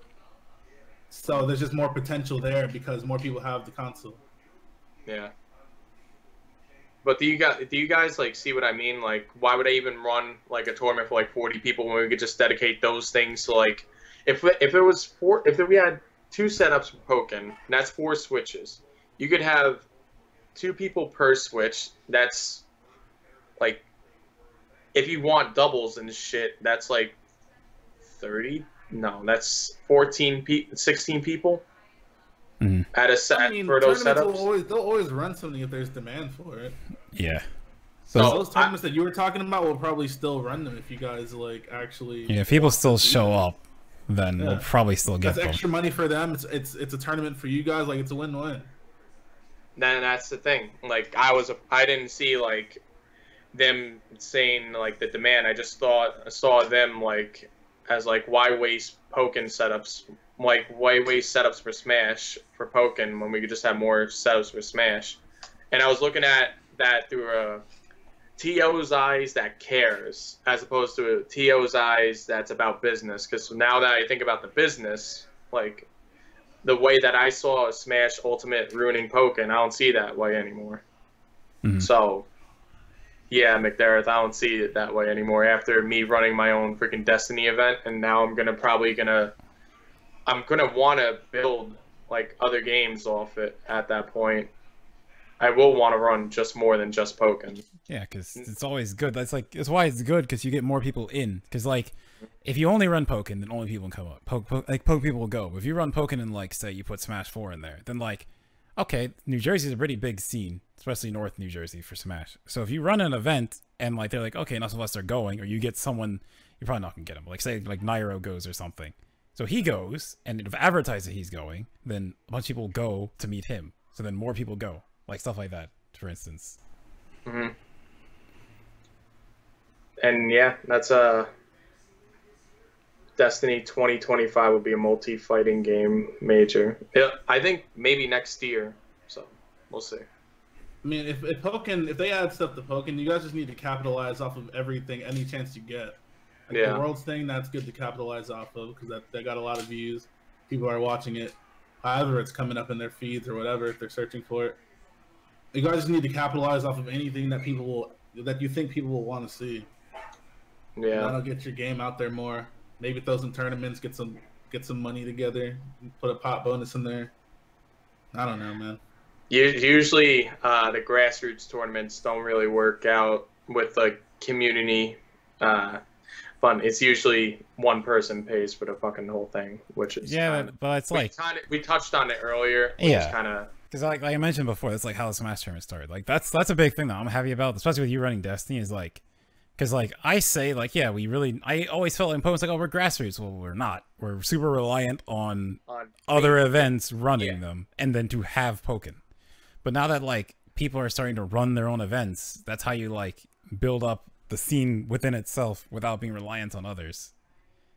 But like I don't have the funds to run a tournament, so like I could say that as much as I want, but like I can't act on that kind of thing. But as a community, if we pull together $1 for I'm not gonna say $1, but like $10 for like 100 people, like that could be enough to like get a venue. Like I was saying before, like I don't even see Pokken Players supporting the streams that are streaming tournaments a lot of the time. I can't see people giving money as well. Like, I don't know. Well, that I feel like, yeah, there's like those people that like do watch the stream, so like they have the time, they're dedicated. Like there's a lot more dedication than like what is shown. It's kind of like how, like, in your situation where you don't say anything about Pokken, but then you say, like, a thing negative, but, like, it doesn't change how you feel about the game. You know what I mean? It's kind of like that, where, like, they may not watch it, but they're still there supporting it. Well, like, because we talked I criticize the game a lot, but that doesn't mean I don't like it. Like, a lot of the shit I say is criticism about the game itself, not about the people that play it or anything like that.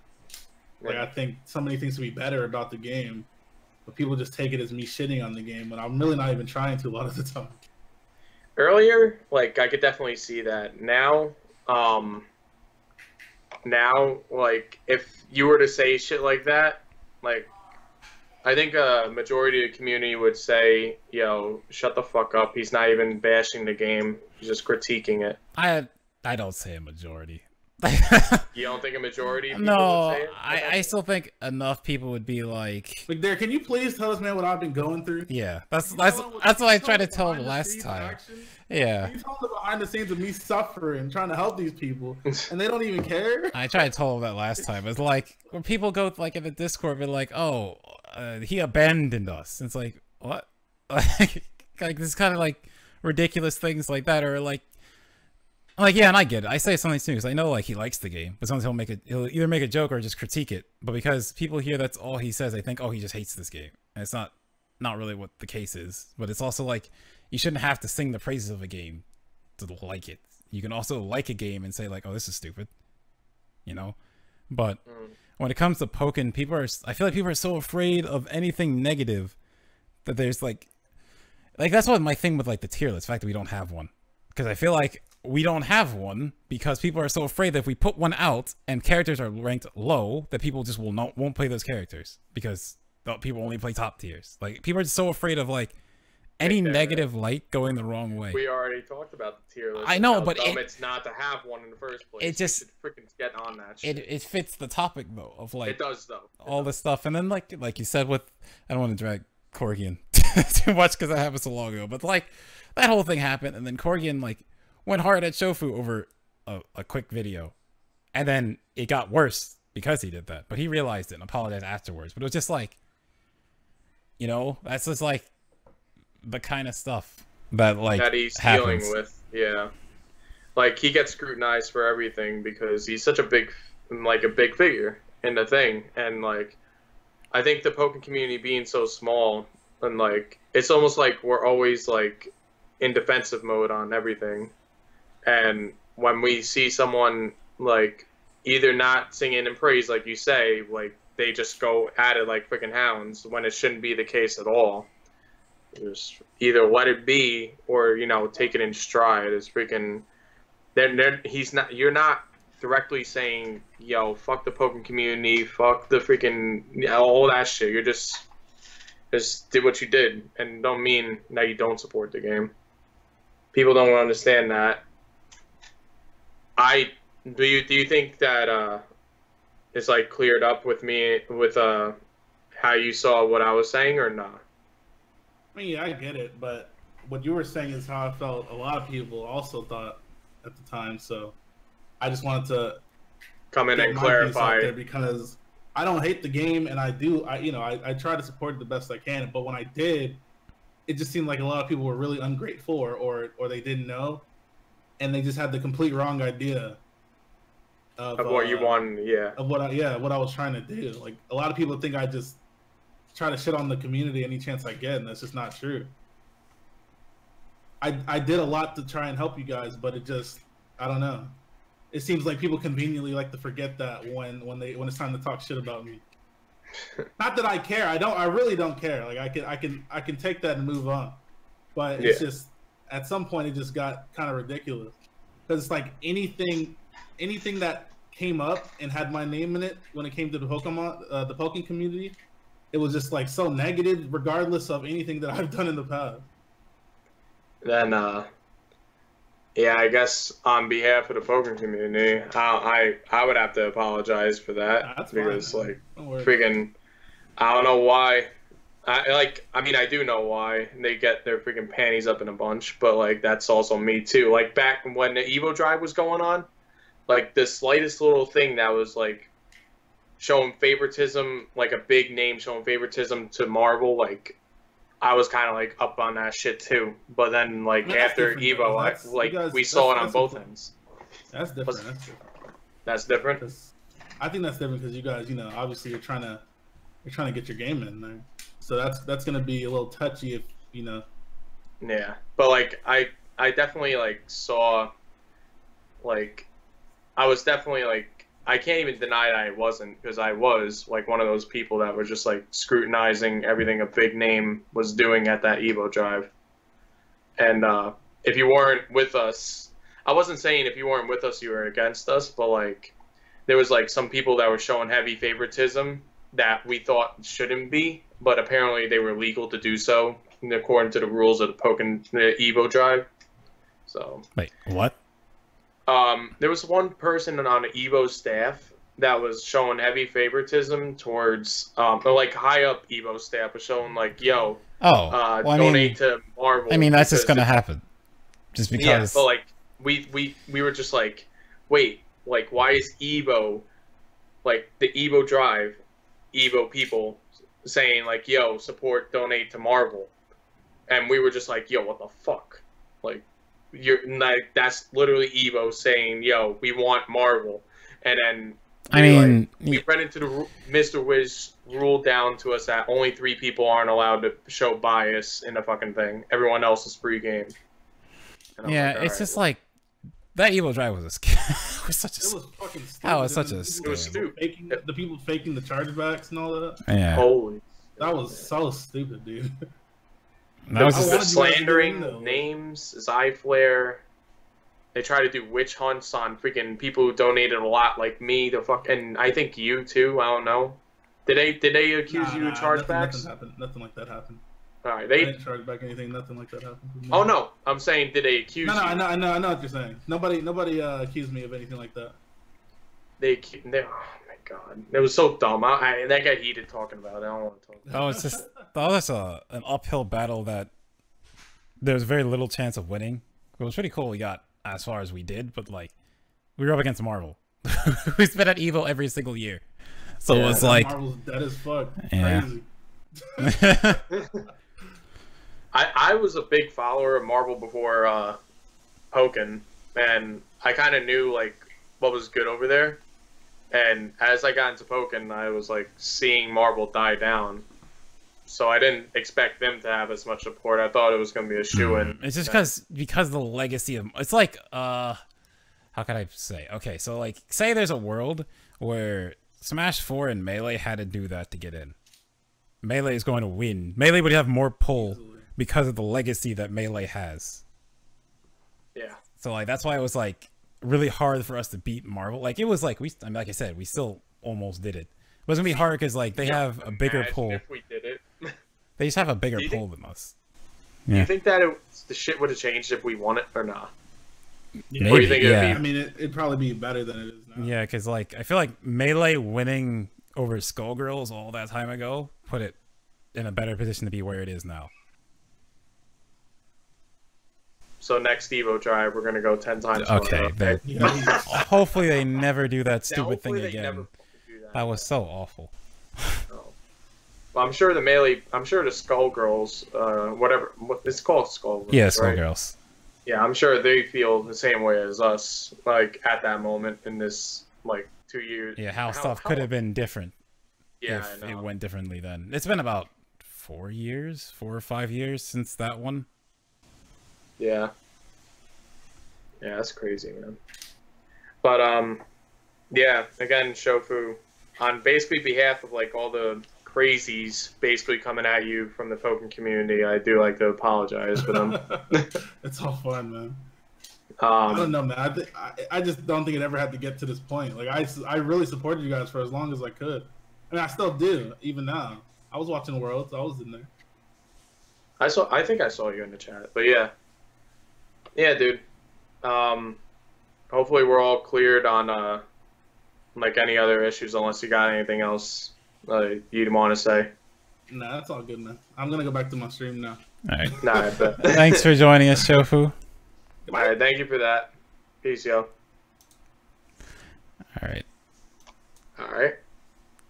So that was support call. I thought that went really well. Nice discussion, clear it up. Yeah, it was civil. Like, that's what I want. Like, I want to have a civil discussion. And I knew going in, like how he was talking, like, all right, we're going to have a civil one. As opposed to, like, if, like, someone else came in and I could, like, tell they were going to be rowdy. Like, I didn't want to freaking have, like, a fucking political debate, you know what I mean? Mm-hmm. Like, we had a civil discussion, and he had valid points. I feel like I had valid points, but in the end, like, you know, it's not his like, he's supporting the game how he wants to. Yeah. I think it was good, because I feel like, again, like, I'm friends with him, so, like, I hear this, but I feel like, and then you can hear it from me explaining it, but then it's not the same as, like, if he says it. So I think it was really good to, like, have a place where he could, like, explain his side of it. When you hear it from the horse's mouth, it's just, like, you know, it has more of a pull. Yeah. Then, like, it just sounds like a friend defending his friend, which is, like, you know, what you're supposed to do, as opposed to, like, him coming through and telling you what happened based on what he was doing. Yeah. So, now that we all have that understanding, I think that's a pretty good show for us, unless you want to do anything else right now, McDareth. Because I think, how long has this been going on? Probably about almost near 2 hours. Hour 45-ish. Probably hour 50. I mean, unless you want to do, like, questions from the chat. Yeah, we could, if we got some, we could do a couple. Hey, yo, chat. Hit us up with some questions if you want to know anything. But yeah, going back to that support call, I think that was pretty good. I think that went over pretty well.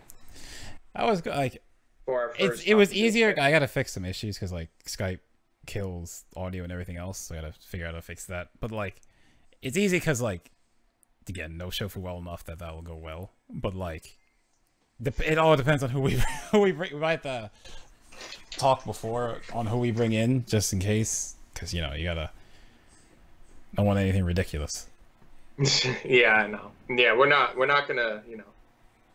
Okay, so we kept saying that we need to put stuff up that people want to see, but what do people want to see? This bad intent. So I think his big part was when something comes out, like something big. So Shofu's saying when something new comes out or something big happens for the scene, we should put stuff up that capitalize on that. Yeah.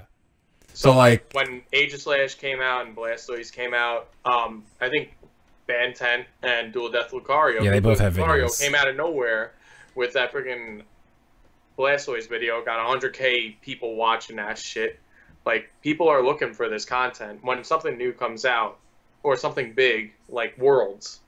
Worlds was big. Worlds pre and post would have been good times to do it. If we get a third DLC character, we could do it then. Or, like, anything big that Pokemon announces for Pokken. Like... Because I think it's a double-edged thing. Because, like, if we as a community show them that we can, like I know that Hoshino knows, right? Because Hoshino goes to Worlds. He sees us. Like I said, like at the Worlds, when we took the group picture, he came up at the end because he heard the announcement. Like, oh, I want to get in, but we already finished. So, like, he wanted to be in it. And he looked sad. So, like... So stuff like that, just like stuff that capitalizes on big moments. Because like I feel when it comes to YouTube, that's a lot of what you got to do. Like Shofu was telling me, that's not even taking. I'm sorry to interrupt you, but that's not even taken away from like the consistent uploads that we need to have beforehand. You know what I mean? Like we need to have content out there so that people, if they want to find it, it's there. And when something big happens, we need to make sure we get everybody freaking on that shit, because that's the best time to do it. But we need to have that foundation first. We need to have those viewers that come to you with those 1,000 subs or however many subs. Because listen, freaking, I know this is off a little topic real quick, but like, real quick, I'll make this. The Uchi Games reaction channel, mostly for Dragon Ball Z and stuff. When Dragon Ball Super episode 110 came out of Ultra Instinct, he was at 5K subs before that. Literally, while we were in Europe, because that's when he took the video, he got over 20,000 subs. Got 1 million views on that video alone. Didn't make a sense because he had audio in there. But literally, like, when big shit happens, we need to push that shit. And I think that's the point that Shofu was trying to make.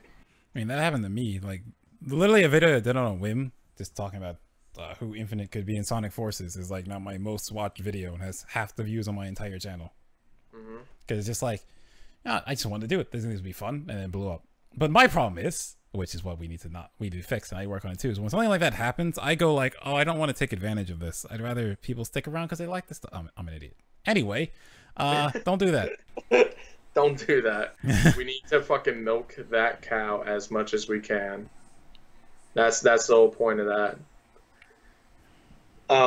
You guys got any other questions? Do you think that everybody will be on Destiny? Do you think that everybody will be on Destiny with all your promotion and Doghouse stream VOD efforts? If you're talking about like every single set, if you're talking about like sets and like what they have, I'm not too sure. I feel like it would be a combined effort of everybody to just bring their capture card. And then, like, alright, so for Final Boss, it wasn't even Johnny that, like, captured all those off-stream matches. It was Appleboom and all of his capture cards. So, if we have, like, a collective people that would like to bring their capture cards so that we could upload every single match, then we could definitely make it a thing. But other than that, I don't see Doghouse putting a capture card on every single setup, you know what I mean? That's fair enough. I thought another good one.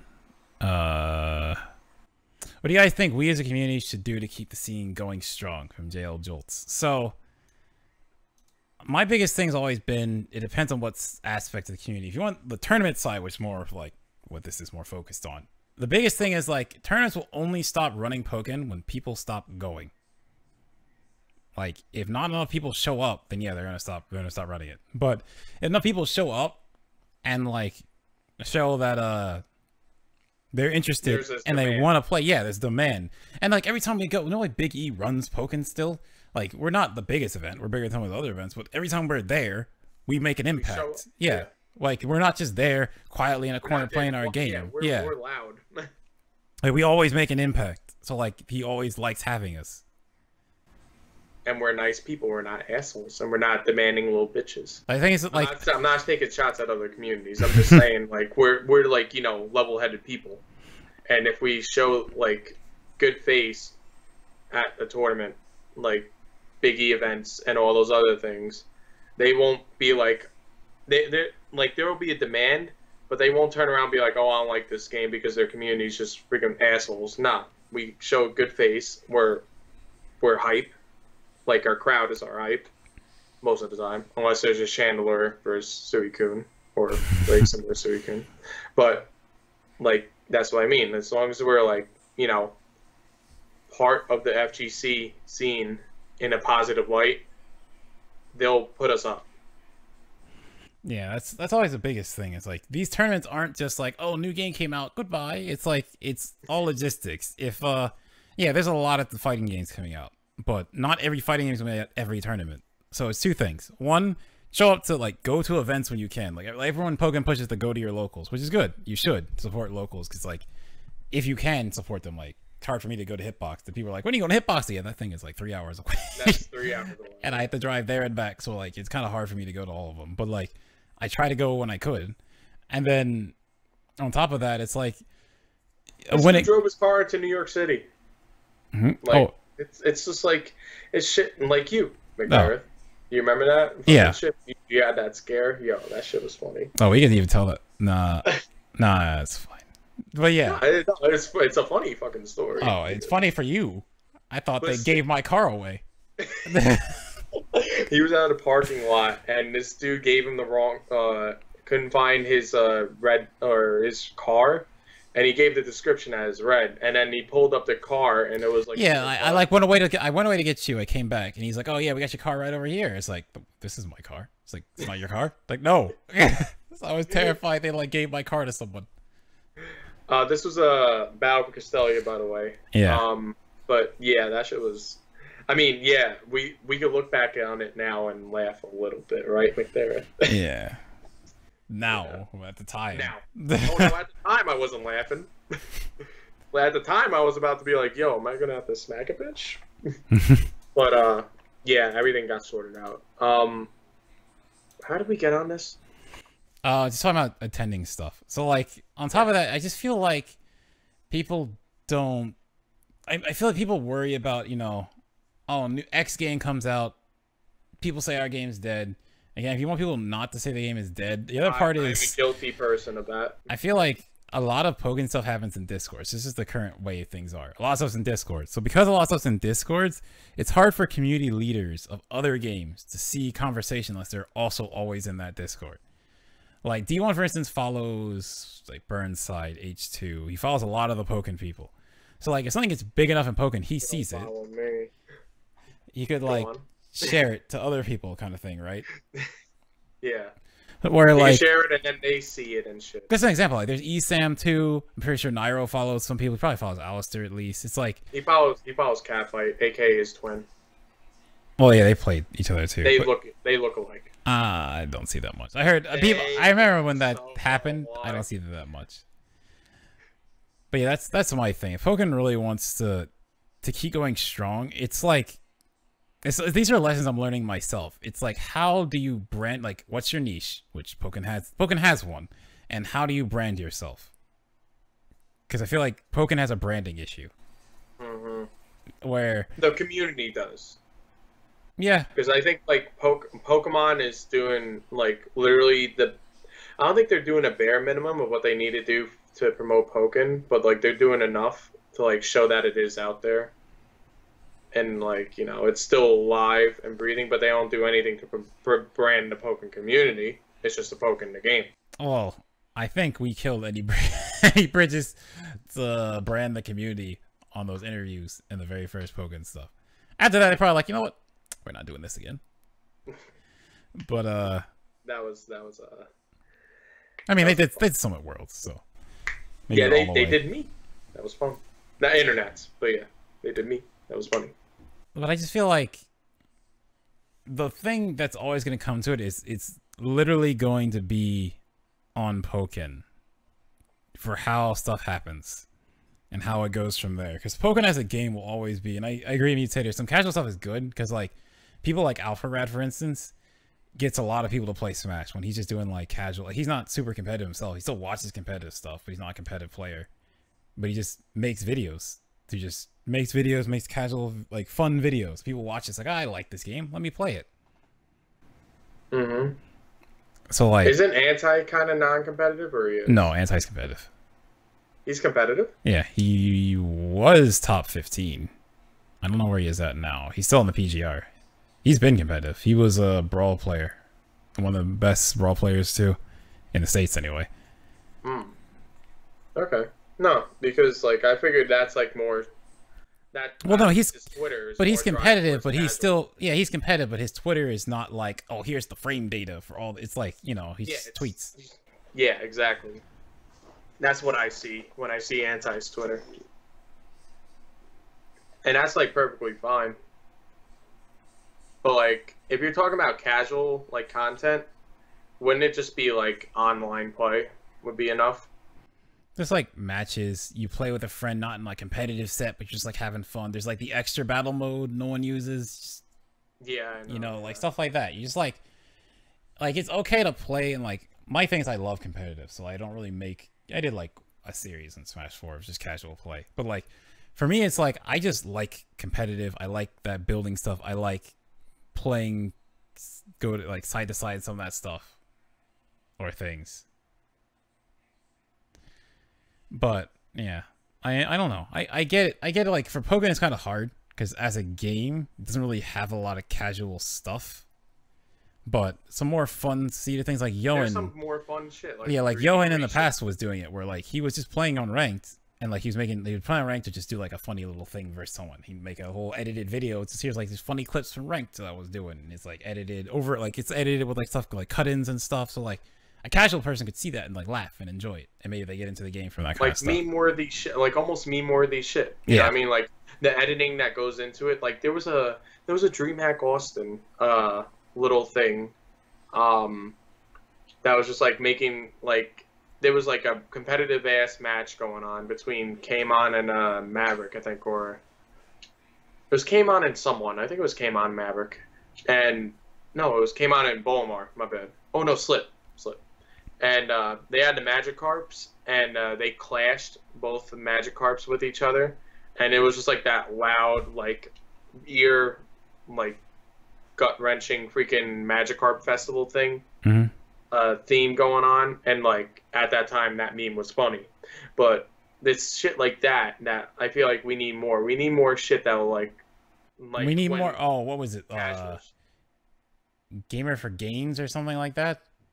The guy that does push-ups and shit. Yeah, that guy. Like I saw a lot of people talk about his channel because like he's over the top. He's like super over the top. He's a character.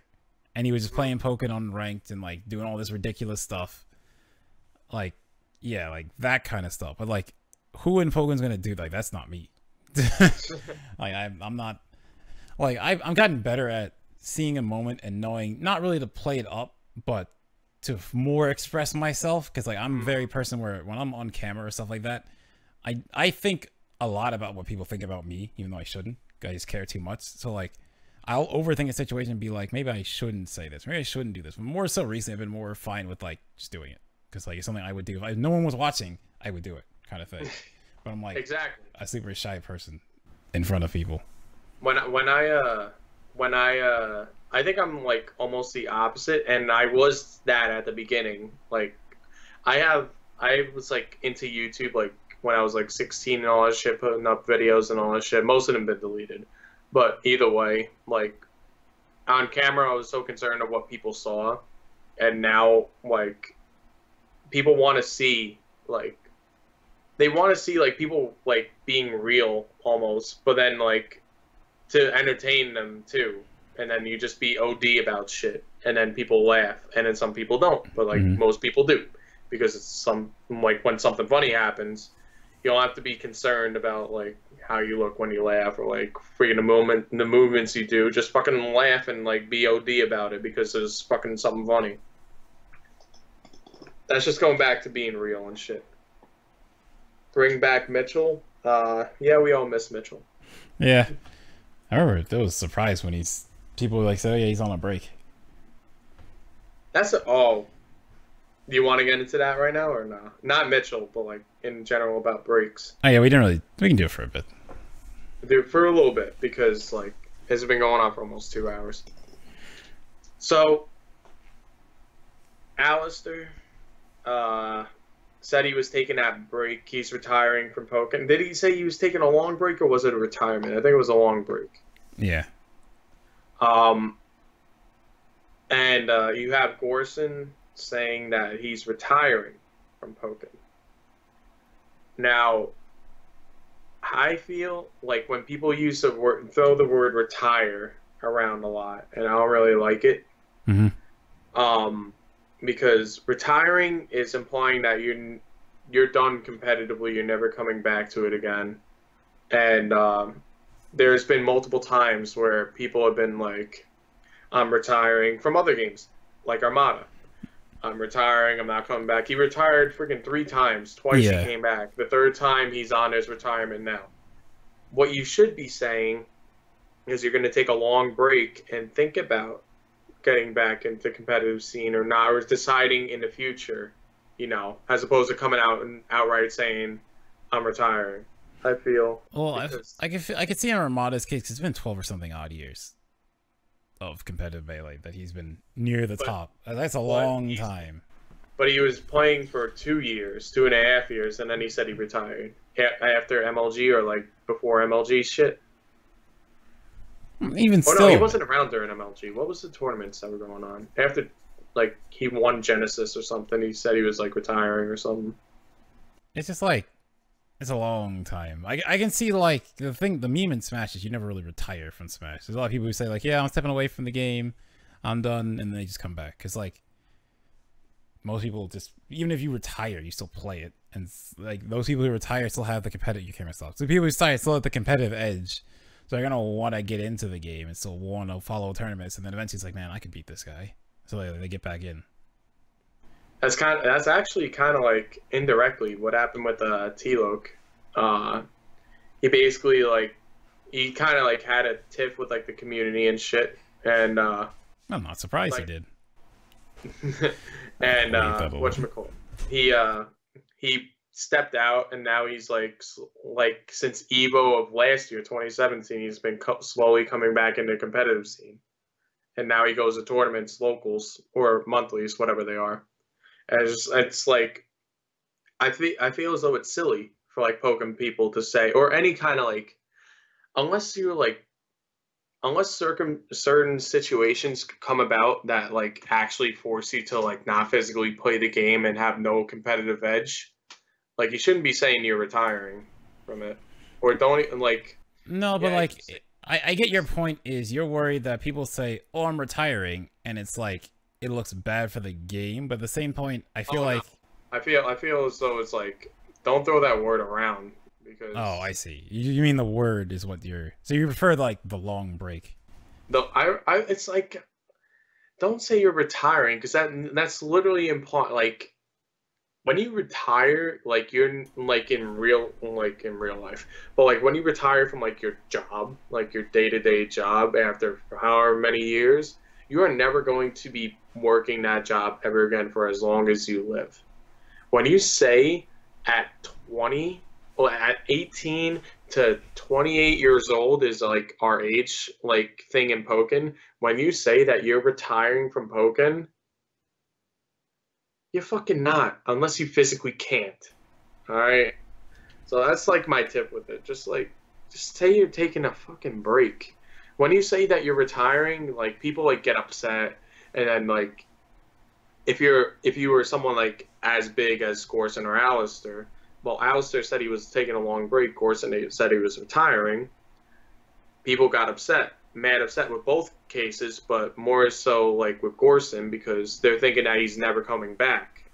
And then, again, this is almost like the Shofu thing, where like, you know, he's saying like, and Gorson's done a lot for his character and for giving competitive, like giving people someone to watch and root for. He's done a lot. I think he's done enough.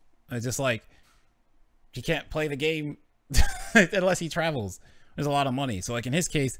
Not, you know, obviously it's not a you. But in his case, it makes sense that he can't keep doing it. Then you have like Alistair, who's been the face of it for so long. In his case, it's hard for him to be like, I'm gonna keep doing this for however long, when again, it's like you can keep going, but at what point do you think like maybe I'm doing this too much, I need to fix this other stuff, or pivot what I'm doing to do it in a different way that I can do to help people, you know? Or in Shofu's case, it's like, well, I'm not enjoying it anymore, so I'm going to step away and let someone else do this who is enjoying it. But then it's like the other side of the community then goes, oh, well, you're abandoning us.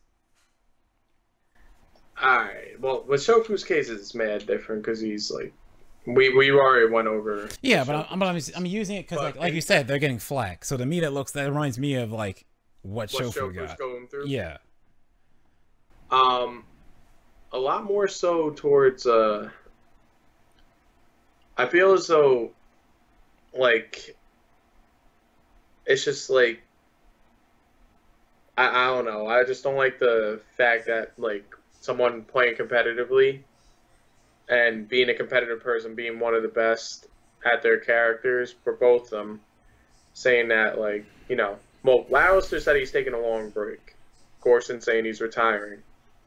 Alistair, I could say, well, when he's done with his long break, he'll probably come back. I don't know when he'll come back. He'll come back. When I hear, well, it's just a personal thing with me, I guess, because like I see, like I work with so many people that like they say they can't wait to retire, so I don't have to work their freaking job. When I see someone say they want to retire from playing a game competitively, like that means you're not touching that game ever again. And, well, no, because like that's a personal thing. I think. Yeah, I get what you're saying, but like I see it differently, right? I see like Zero retired from competitive Smash. He still streams the game, right? Because like there are other ways. Competitive Smash 4. Let's be specific because we don't know if he's gonna get back into it. Well, I feel like if he doesn't get an ultimate, he's a fool. But anyway, that's like so he retired from that, but it's just like it's at that point where we have to give like a case of what with Zero. He won like I think it's like 84 tournaments in a row. Like always to the top, has to keep traveling to keep his rank as #1. All this pressure to perform. If he underperforms, people give him shit. If he performs, people will give him shit because he's always winning. So now he's at the point, he's like, okay, I just want to step away from this and just do something else for a bit. Then maybe he comes back, right?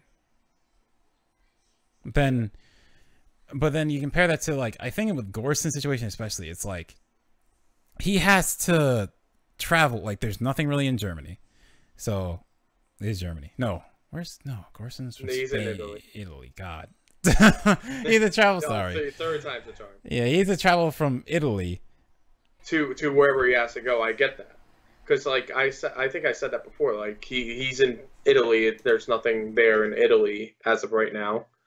But I feel as though like if you're a competitive person, right? If you're a competitive player in this game of Pokken, and you've only been like, I don't want to say like there has to be a certain amount of tournaments you go to before you could like retire or whatever, but like I feel as though or like a certain amount of time, but I feel as though like the amount of times that he's been to a tournament traveling and then for him to say that he's retiring, I don't think he's spent enough time like playing this game competitively or just hanging out with people like in the Pokken scene to like feel like he can't go on anymore. Yeah, because like I could see that because like I said, like I didn't finish this before, but like there was times where I felt like maybe I'll stop with Pokken because like I said, people aren't really supporting it when I do it, stuff for it, content wise. You know, other games are coming out. I kind of want to spend more time on that. But then I go to a tournament and think like maybe this will be my last one. But I go and interact with all the people, interact with you, interact with everyone. It's like I love this community. I want to go to another one. I want to do better and all that stuff. So I stick around and I do what I can to help out. So it's like I can get, but I'm also blessed I'm on the East Coast because like we have, especially like every other month or something, there's like a big E event or something I can go to and meet everyone again. Where if you're like West Coast or Europe, that doesn't happen. Yeah. West Coast definitely has it rough out of everybody in United States. Canada even has a fucking local, man. Like, I want to say more dedicated because the people that go out to the West Coast locals go out. But like West Coast is just so spread out that it's just like difficult. that Canada has more of like a stable local than West Coast. And then there's the monthlies that go on in Germany. I don't know what's good in the UK. I feel as though they should start like doing shit. And like the UK are my boys, so I'll say this: can you guys stop being fucking lazy? And like, you guys have enough people in the UK. I physically seen all y'all motherfuckers at freaking Revo to know that you guys have enough people collectively in a space to freaking get a local going, or like just to meet up once a month and play the fucking game, because like I know they're there. Like that's just more content. That's more people like showing like this is another scene that like could be happening right now, and there's just not, because reasons unknown to me. Maybe there's beef behind there, but from what I've seen, there's no beef. It's just hard because like the biggest thing is everyone has good ideas, right? I don't put people on blast, but I'll just recall something. So there was one of the thing going up where people went, oh, let's make videos of every single character. Let's show them off for new players for DX and all this stuff. They're all planning it out. And then it got to the last point where we need someone to make the videos. No one volunteered. So like, it's like you can plan all the stuff, but like at the end of the day, someone's got to do it. That's what I felt like with Fairham Heights. When Fairham Heights started up, it's like, oh, they want to do a podcast. I want to be on this. I want to be on this, and I want to support it how I can. And then it got down to it's like, well, who's going to stream it? Yeah, well, it's not even that, because I wanted to stream it. But then it got to the point where like, now I'm doing most things for Fairham Heights. Not saying anything about anyone else, but like, if I wasn't doing that, would it exist? So like, stuff in Pokken, it needs. Kind of like what you're doing for me with the dig. I enjoy this. Like the stuff just needs also, someone. You don't enjoy Fairham Heights. I enjoy what? If I didn't enjoy it, I would stop. Alright, you're right. You got that. But like, the stuff gets brought up, and like you need someone who's going to do it. Like say like you with Destiny. I've said many times I feel like Pokken needs more grassroots events. Needs someone who's going to be like Juggle Guy who runs Big House, which is going on this weekend. Like there's a Smash like major. It needs those people who are going to run the event and then like keep running it and running it and running it, and like it can grow over time as the scene grows. But like Pokken doesn't really have that. Like we had Final Boss 2 like fell through for reasons I don't know. It's kind of moved. There's Thalia Beach, so that's really small. If you want, but we'll save that yeah, probably not this one. And then like now there's Destiny, which is like the last bastion of like a Pokken grassroots event. Yeah. So like, can't wait for that. Because it's really not enough for someone to have like an idea. It's got to be like someone's got to do it. And I feel like right now there's not enough doers in Pokken. There's the people shooting around the idea, but then when push comes to shove and like we need someone to, you know, get that ball rolling, not many people are there being like, I got you. Not many people. I'm one of those people that say, I got you. Cyflare, McDareth, Ben 10, Dual Death Lucario.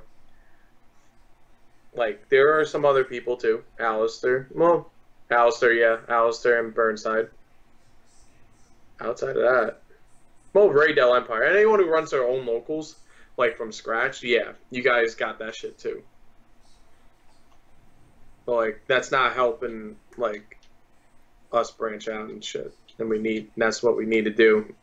We need more of those people that I'm going to do it and then do it. Mm-hmm. They say they're going to do it and then do it. You know what I mean? Yeah. We stuck around for one question way too long. But it's 2:12 a.m. I'm sure my parents are mad at me for being up this late speaking. Even though I have a day off tomorrow. It's fine. I don't know. Well, you don't know my parents. All right, so we'll wrap up. Where can people find you, Roxo? People can find me on Twitch, .tv/Roxo the Savage. No C in a rock. Apparently, I've been seeing that shit a lot lately. Cut that shit. All right. You can find me on Twitter, Roxo the Savage. No C in that too. Then there's the YouTube, the Roxo the Savage Pokken. So, where can they find you, McDareth? Twitter, Twitch, YouTube, I know Instagram. All that at McDareth. Yeah, it's good enough. So, thank you all for joining us on the day. That was cool. You can always find Shofu at Shofu everywhere. Just Google it. You'll find him. Yeah, so, you'll find it. So look, I want to clear this up real fast. Someone came in here talking about you guys are bashing Shofu about not supporting your dead game. Okay, one, Shofu's my friend, and I asked him to be on this so he could say his part, and he wanted to join. And two, we were just discussing because we wanted to get his point out there because I feel like a lot of people in Pokken don't know his side because, like, he's never been on something like this to give his side, right? So that was like the whole point. It was almost like just clarifying like his point, his stance on where he stands with Pokken, and that's all it was. It wasn't like him, like us attacking him for his for our quote unquote dead game. It's not a dead game. Shut your troll ass out. All right, friggin' wouldn't have a 10K thousand friggin' 1 million people watching Worlds if it was a dead game. All right, but anyway. Getting off to the personal attack that I just ensued, my B. I love you, viewer. Yeah, go find Shofu. You Google him anywhere, you'll find him. So yeah, thank you guys for watching.